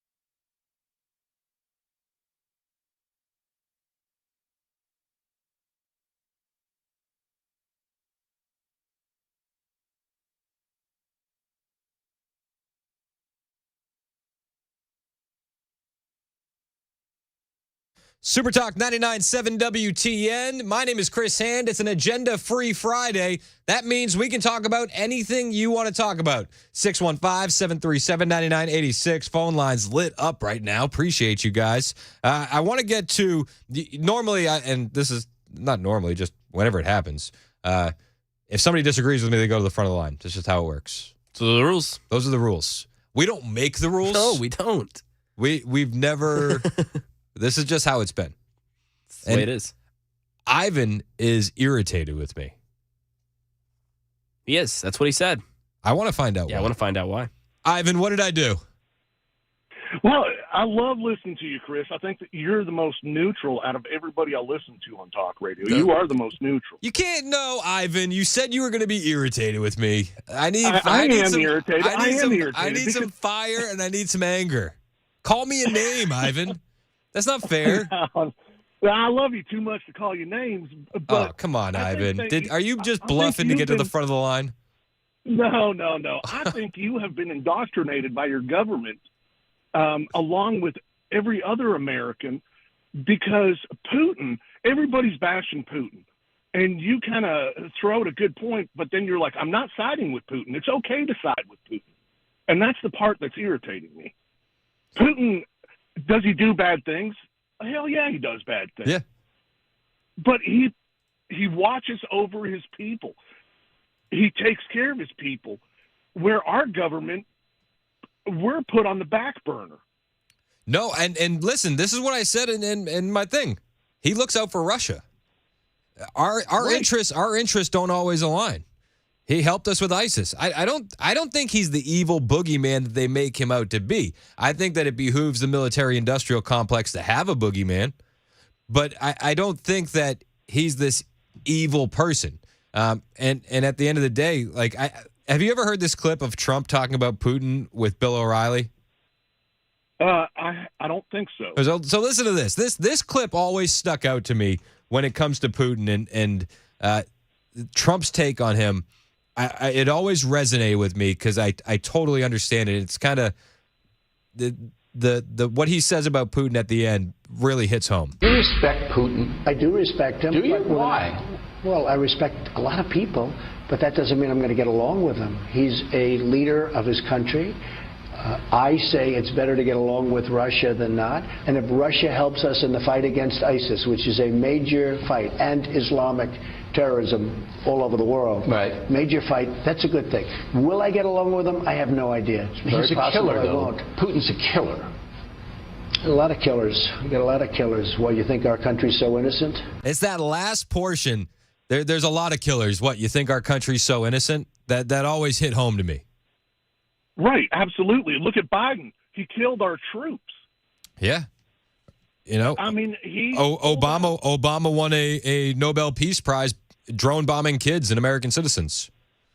Exactly. Yeah. And that's what I don't understand about the American people. That's where I kind of get frustrated. The only reason why I get frustrated with you, Chris, it's okay to say and to end a sentence with Putin is okay in my books. Hey. Where you seem to try to cover your tracks. Well, yeah, Putin made a good point. I'm not backing Putin. I'm just saying he made a good point. It's okay to end a sentence. I think both things can be true at the same time. Yeah. You know? They can. I just feel like we've been taught by our governments, not just the American government. Like I talked to you a couple of weeks ago. I grew up in Canada. I'm originally from Serbia. My Canadian government taught me that Russia is bad. Why is Russia bad? Because of the whole Cold War thing. But I would flip it on you, and like, here's my thing. Like, I don't think that they're bad, but tell me why they're good. Tell me what they've done that's good that I should be like, woo, they're for me. Here, I'll give you a prime example. When America was bombing Serbia back in the 90s, Russia sent troops to Serbia to protect the Serbian Christian people. When we go to war, America goes to war. And don't get me wrong, I am a proud American citizen. But when we go to war, we protect Muslims. And I have a lot of Muslim friends that I still talk to this day. I don't have an issue with Muslims. but we have to protect Christian people around the world, and Putin does that in the Balkans. No, and I mean he talks about his Christian faith in this interview with Tucker, and you know, the fact that he's Christian, I get it, but you know, and to your point about we protect Muslims everywhere, it's like we do when it behooves us. When it comes to China, we ignore the Uyghur camps. Right.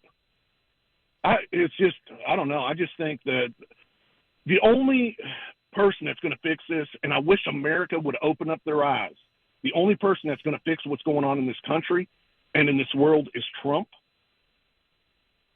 And, you know, people that are Nikki Haley supporters, I've been seeing signs around Brentwood, Tennessee, with Nikki Haley supporters.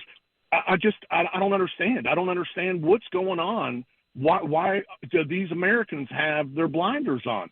How do people not see in this country what's going on? I'm with you on that, and it blows my mind that people could be like, hey, Nikki Haley, you know what I really like? More Middle Eastern wars. Let's vote Nikki.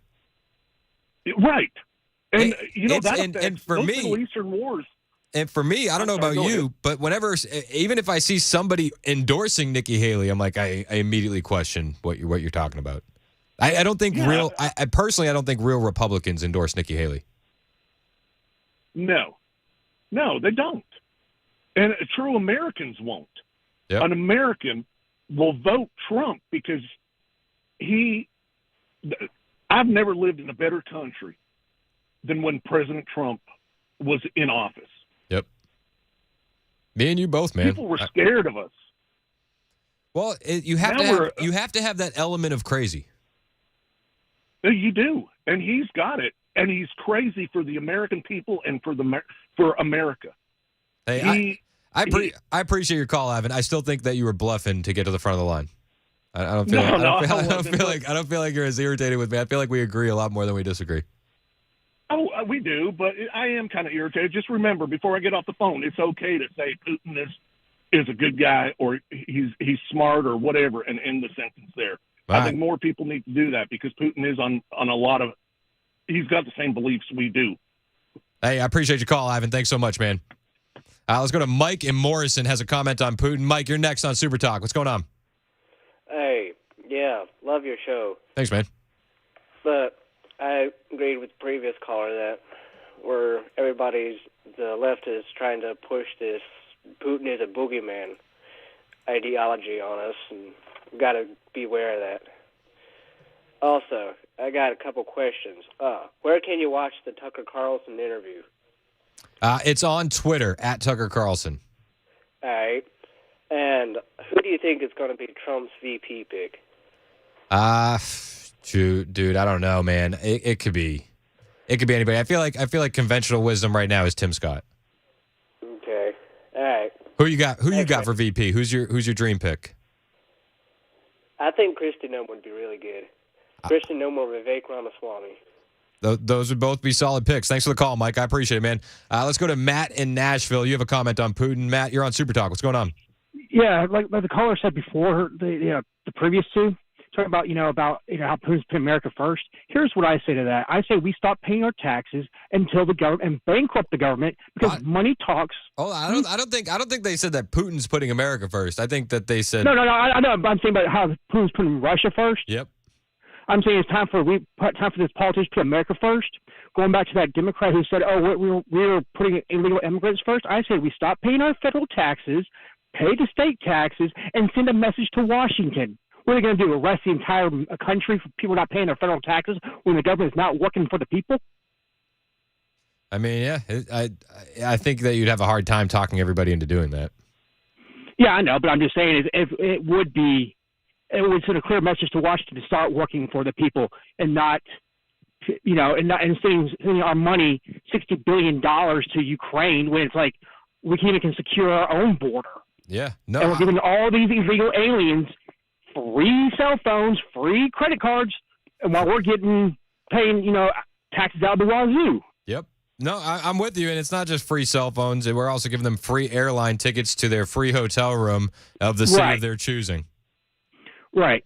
And so that's all I really want to say is I think it's time for Americans to really start speaking up and And again, might have this, but what really talks to people? Money. What do politicians crave and DC crave? Money. Yeah. I mean, I tell my kids all the time, you vote with your wallet every day. Hey, I appreciate your call, Matt. Thanks so much. You know, one of the things about this interview with Putin is, listen, he did come in with an agenda. And his agenda was to, A, sell Russia, and B, come across like a normal human. And I think that he kind of accomplished that in a lot of different ways. One of the ways that I thought was a real moment was Tucker asked him who blew up the Nord Stream pipeline, which is it's an absolutely interesting question. But Putin used it as a moment to joke. Who blew up Nord Stream? You for sure. I was busy that day. Nate, do you have I did not blow up Nord Stream. Thank you, though. У вас лично, может быть, есть алиби. У вас лично. You personally may have an alibi, but the CIA has no such alibi. Do you have evidence that NATO or the CIA did it?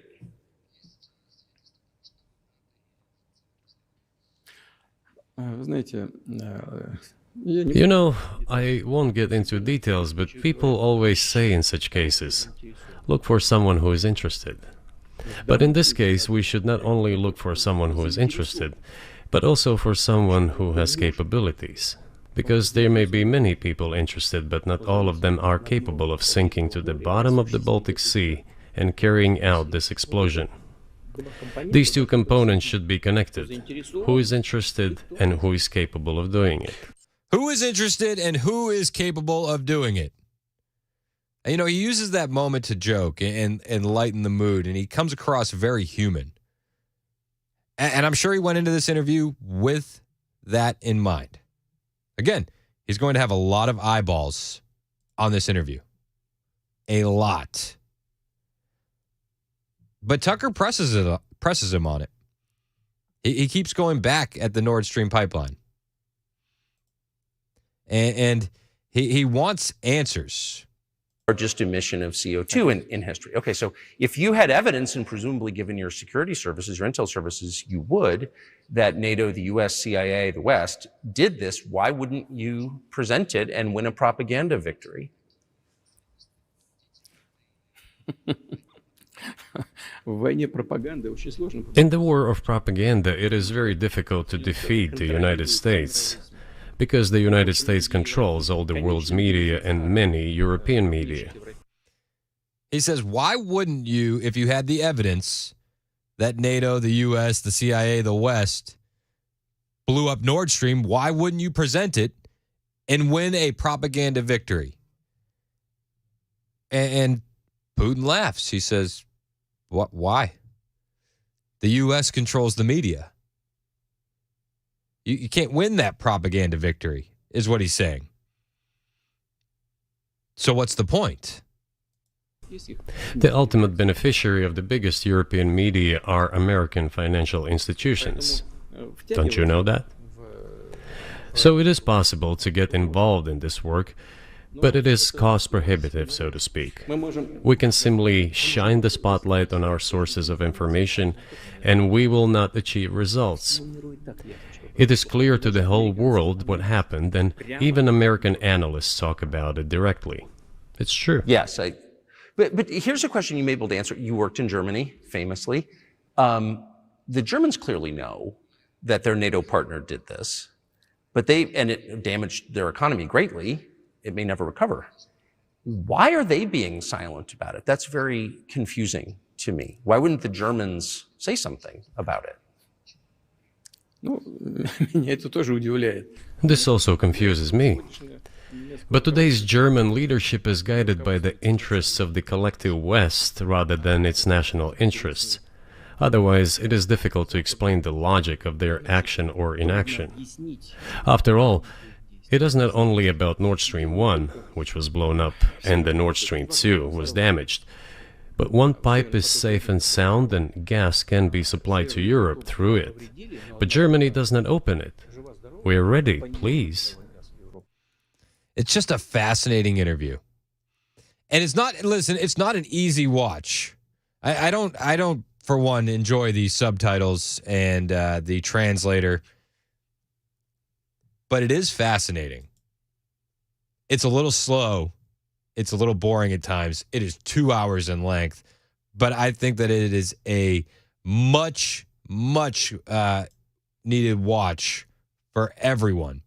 And often I wonder if all of this timing about the Biden documents coming out was not to steal the headlines from this as we head into the weekend.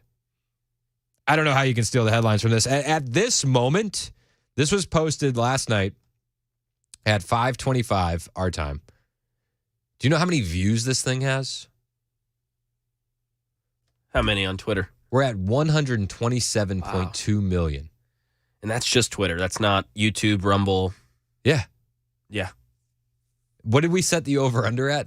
Like 75 mil? We set it at 75 and a half. Yeah, 75 and a half. Yeah, it's at. Wow. Blew it out of the water. Dang. All right, I lost that one. Yeah. So, are you going to bet on the Chiefs game then?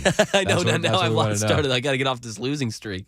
Or you lean into the losing streak. Oh. Bet on the Niners. Oh, I just can't. I couldn't do it. 615-737-9986. Anything you want to talk about, we can talk about. Cedric in Kentucky, he wants to talk about the border. Cedric, I know you've been on hold for a minute, man. Hang on, and I'll get to you next. Brian in Thompson Station, I'll get to you next as well. I appreciate you guys holding. It's 11:21 on Super Talk 99.7 WTN.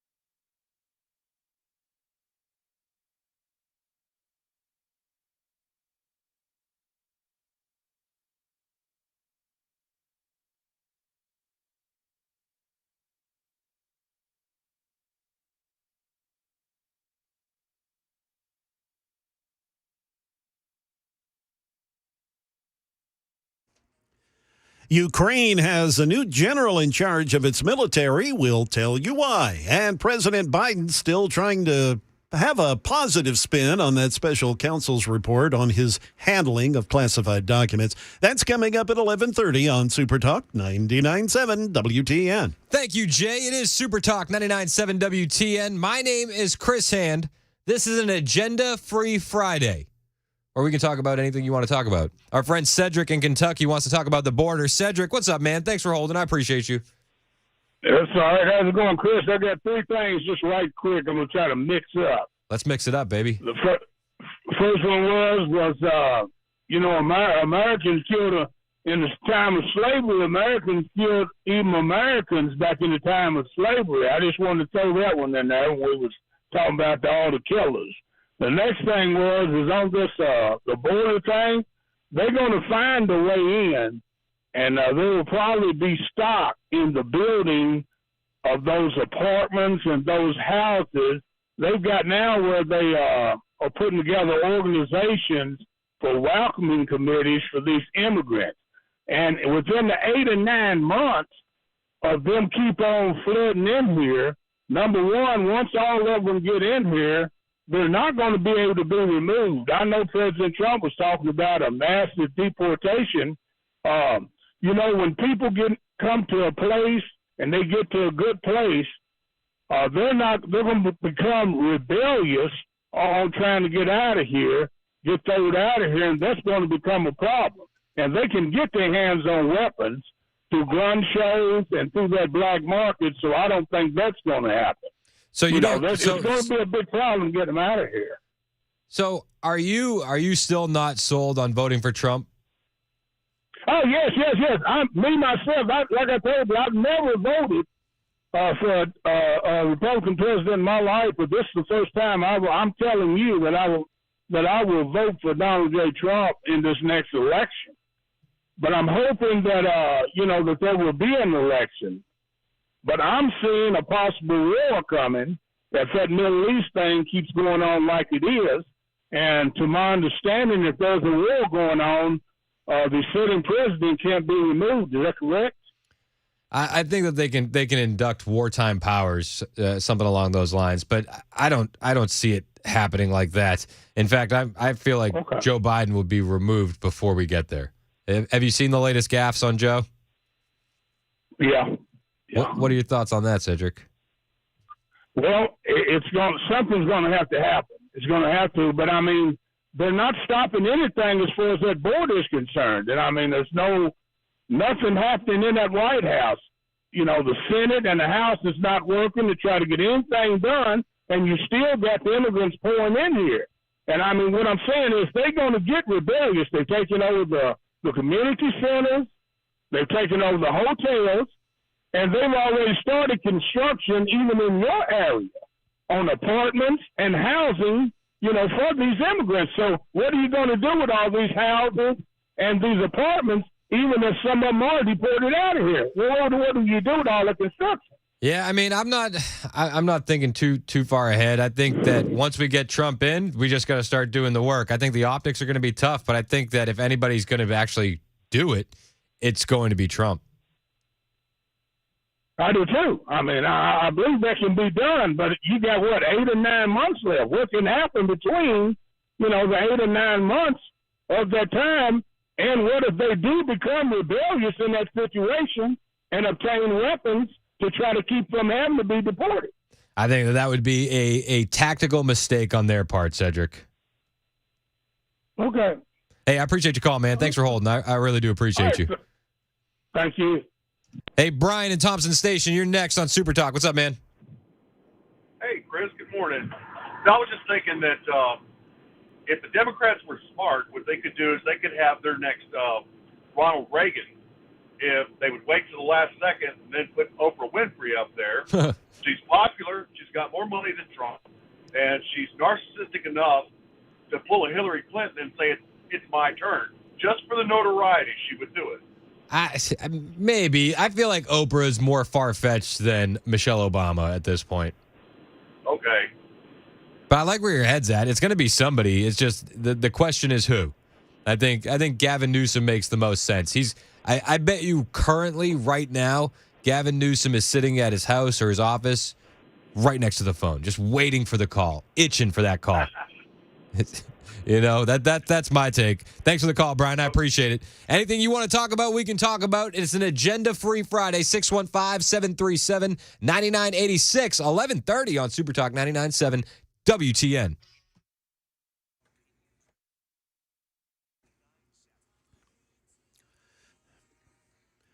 Good morning. Yes, it is 11:30, and I'm Jay Harper with your top stories. We'll have a full forecast here in a couple of minutes. Currently, it's cloudy and 58 degrees on Music Row. Ukraine has a new general in charge of its military. Their president, Vladimir Zelensky, removed his commander-in-chief in the biggest shakeup of the country's military since the beginning of the war with Russia. ABC News correspondent Tom Burridge says that Zelensky has now appointed a well-known general within the Ukrainian military to step in. Ukraine's counteroffensive over the summer failed, so Zelensky's saying now that he needs renewal. It's also because Ukraine needs to mobilize many more men into the military. We're expecting a new wave of mobilization soon, and we know from Zelensky himself and Zaluzhny, the general who's gone, that they were at loggerheads. They didn't agree on how that mobilization should take place. President Biden responding to Special Counsel Robert Hur's report on his classified documents case, trying to paint the findings in a positive light for journalists inside the White House last night. Mary Alice Parks, she has more. The president came out and really wanted to underscore the parts of the report that looked good for him, saying that it was clear from the report there were possibility that some of the documents might have been placed without his knowledge by mistake. He even quoted the report, page, chapter, and verse, talking about where exonerated him. But he was so mad in the room about that language, about his age and his memory. That is the latest news. Weather is next. I'm Jay Harper, WTN News.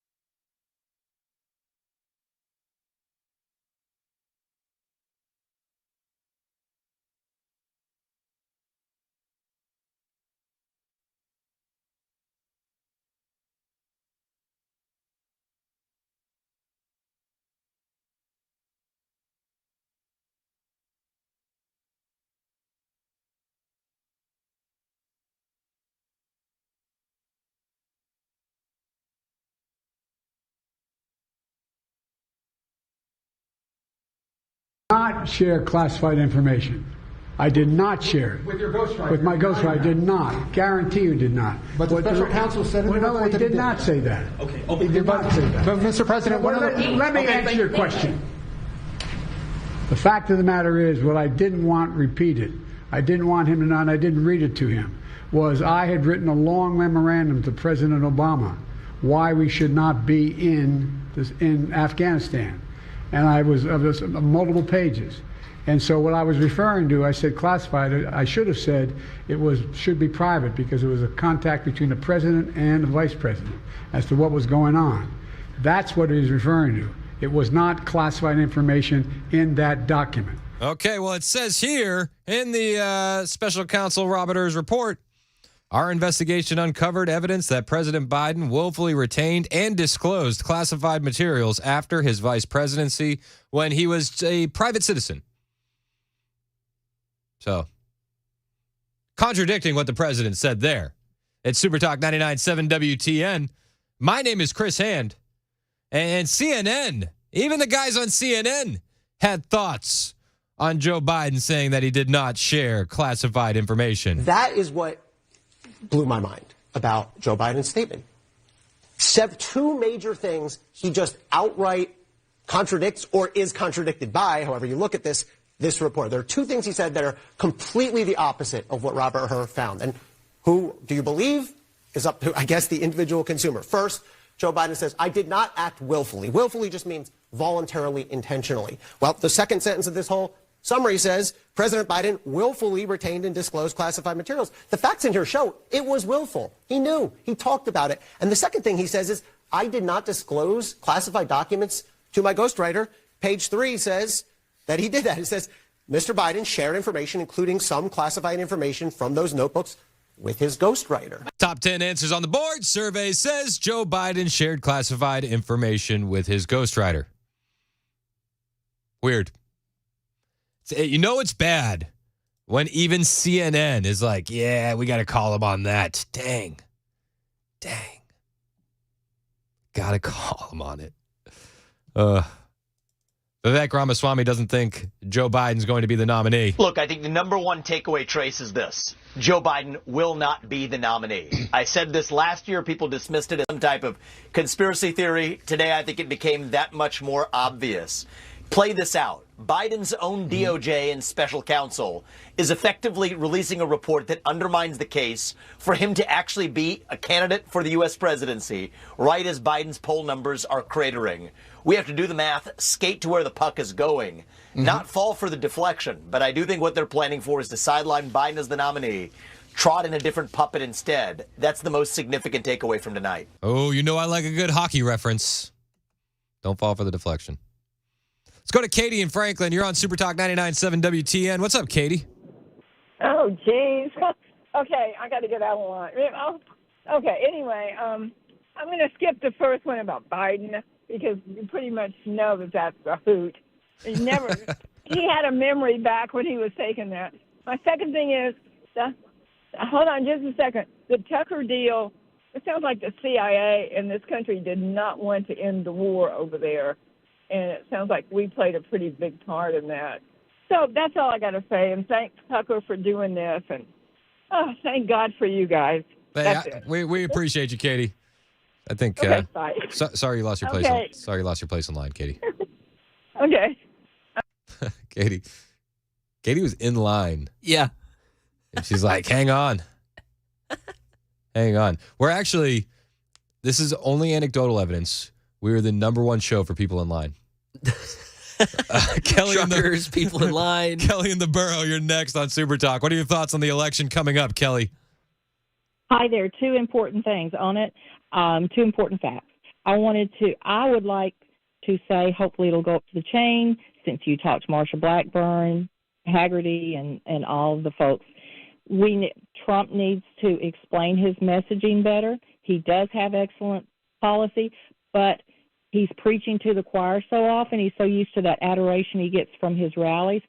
When he says drill, baby, drill, I think that's going to scare the middle, and he should say, here's why we need to do it. We have cleaner energy. We can do this. We can do that, and explain the whys and wherefores of what he says, not just so it sounds like Republican platitudes. That's going to bounce off. You know what, Kelly? I've actually said that before on the show. I think that does scare people. I think you need to say energy independence. I think it scares the green energy crowd. Right. I can remember my young years when I would have said, "Oh heck no," Yeah. So I think Vivek Ramaswamy would be a great RNC chair. He's probably holding out for the VP position. And number two, with the election. So that's first thing is I hope it goes up to the chain to Marsha Blackburn and all the folks who might have the president's ear. And when you do talk with these folks, so I hope you can relay that because it's your thought also. Number two, heard something sort of frightening this morning, just a blurb on Fox, didn't get to listen to it well. It sounds like they had for lack of a better term, a tabletop meeting with either the CIA or FBI. They're already pondering what to do when they get misinformation before the election, and they're claiming AI would do it, and they played a little clip of what was supposed to be Joe Biden, but it was an AI, and just saying, in other words, just prepping the stage for, we're going to get AI misinformation from all over the place. So that, we know that they're going to pull something. I'm wondering if that's what they're going to pull, but apparently they've already had, I guess, the DOJ, CIA, or whatever. Yeah, and that was a big topic at the World Economic Forum meetings as well, was combating mis and disinformation. Yeah. Yes. I just haven't heard it so directly said like they're planning on contending with it this year, and I think that's going to be their angle. Yeah. And I do appreciate the fact that you think messaging is important because Trump just loses himself, and I love him, but in his ego, he just preaches to the choir too much. I think messaging, but messaging is important because of the current era we're in and clipping. Like when President Trump jokes and says, "I'll be a dictator on day one." Oh yeah. And it's like we watch the whole clip. We know it's a joke. We know it's in jest. But then they clip it and they replay it on these Mockingbird media networks, and these left-wing social media accounts parrot that around. They say, "See, he told us. He's telling us he'll be a dictator." That's where he gets that base adoration. Oh, I lost Kelly. Kelly, there? Dang. I'm sorry. Tell Kelly I'm sorry. Oh, yeah. Rocco in Lewisburg, you're next on Super Talk. You got a theory on the election, Rocco? Yeah, I do. How you doing? Good, man. How are you? All right. If I was any better, I'd be twins. All right. Here's my theory. You can call it a conspiracy theory. Don't worry, it's not like QAnon. I swore off the hard stuff. So, I love a good tinfoil hat, Rocco. Let's go. Hey. But all right. This is how I think it's gonna play out. Trump is gonna win.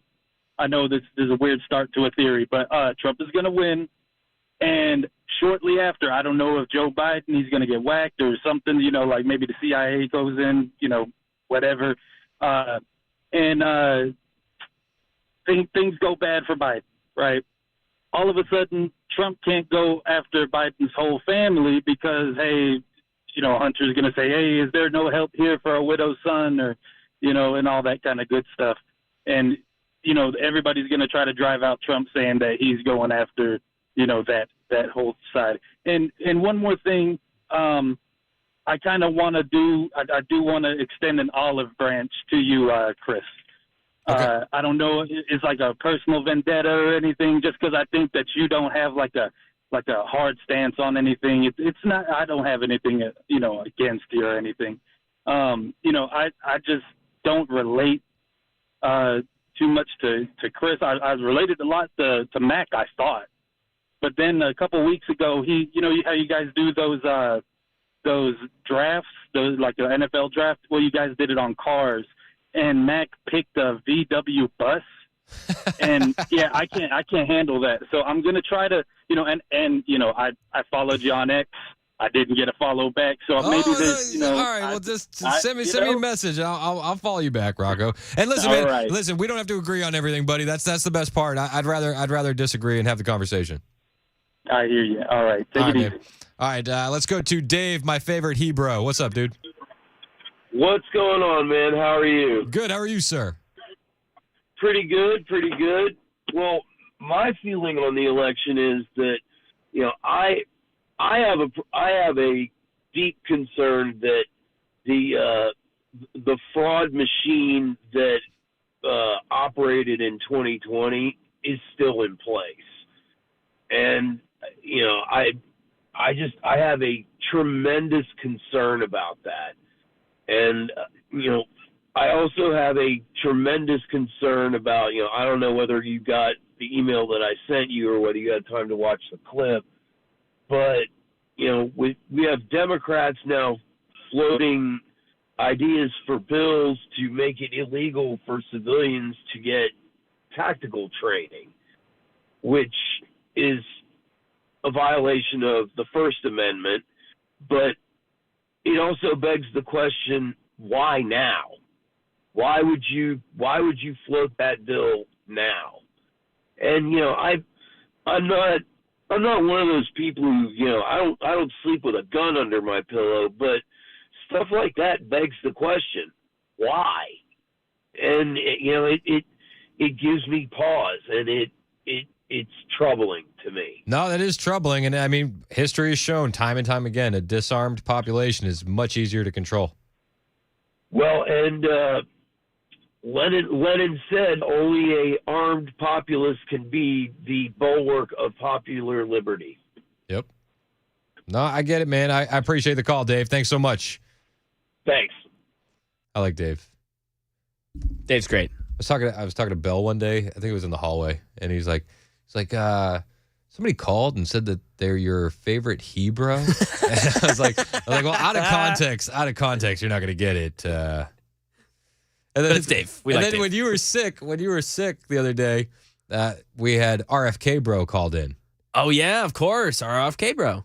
So then we go to the commercial, and Bell looks at me. He's like, RFK Bro is on the phone. He said that you would understand what that meant.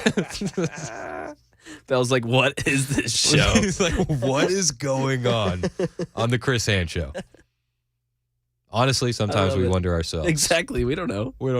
But we're having a good time. We're having fun. And we're going to bring another amigo into the fun. Oh, yeah. Matt Murphy's going to check in with us next. Woo. Let us know what we got coming on the Matt Murphy Show. I think that Matt's going to come in here feeling vindicated. He's been saying for how long now? Since I started, at the very least, longer than that Biden's not making it to November. I have a feeling this is just my gut talking. I have a feeling Murphy's going to come in here hot. It's 11:49 on Super Talk 99.7 WTN.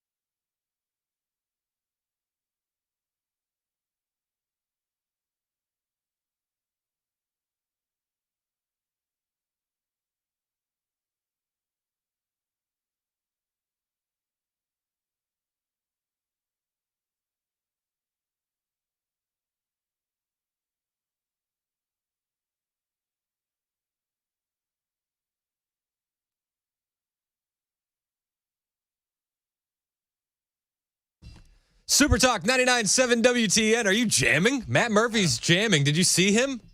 Let's go. I don't think I've ever seen this man jam. I was having a spasm. I was having a spasm. I think there's a spider on my shoulder. That's what that was. That was a jam. I was not jamming. You like some G's and Hustlers? I refuse to jam. Are you familiar with G's and Hustlers? I've never gotten jiggy in my life. You just got close. If you're watching on Super Talk TV, please confirm. Fake news. It's not fake news. I watched it. Does it bother anybody else, the translator? I mean, I understand there's no other way to do it. No, but there is another way to do it. So, listen, I watched Javier Milei's speech. Yep. And they had artificial intelligence translate it and keep his accent. Okay. And it could have been done in real time. That bugged me, and it's like you had a couple days to sit on this thing. Yeah, I know they didn't want to edit out the delays. They didn't want to make it seem edited, but but the question and then the translation and then the answer and the translation. I mean, I understand that's what it is. It is what it is, and it shouldn't bug me, but it bugged me. I don't know if I could do the little earpiece thing. Could you do the little earpiece thing if you were interviewing somebody? The people are talking in real time and I'm hearing it in real time. No, I don't think I could do that at all. I think that is probably the most impressive part of the entire interview. It's the most impressive part of knowing television people. And it's one of the reasons that I don't think I could be on TV is that as I'm talking, those TV people, the good ones, they have people feeding them stuff in their head. Yeah, we're talking about the Tucker Putin interview, just in case you're not up to speed on planet Mars. Like or something. All of a sudden we're just talking about translators. It's the only. I figured you've been talking about it. You've been talking about the only trans topic we've had today. Didn't Putin bring up trans? Did he? I don't think he did. I think I might be making that up. He was telling us all of our problems in America. I like how sometimes in America we pretend like some of our stuff that we deal with internally doesn't get out. Yeah. And it all gets out. They know. Like, he's bringing up our border to us. How embarrassing is that? The internet is everywhere. I know. How embarrassing is it that Vladimir Putin is wagging his finger and talking about our borders? What did you think? What did you think about the interview overall? I think Mac Mori owes us some money or something. What did we bet yesterday? Oh, Mac got wrong. Out. Oh, Lord. Blown out. That was bad. 75.5 was the bar. It's I'm at telling you. 110 last I saw. The bookie set the line wrong is what happened there. Exactly. Oh, yikes. I mean, there's clips. There's just like little clips that have got 500,000. Yeah.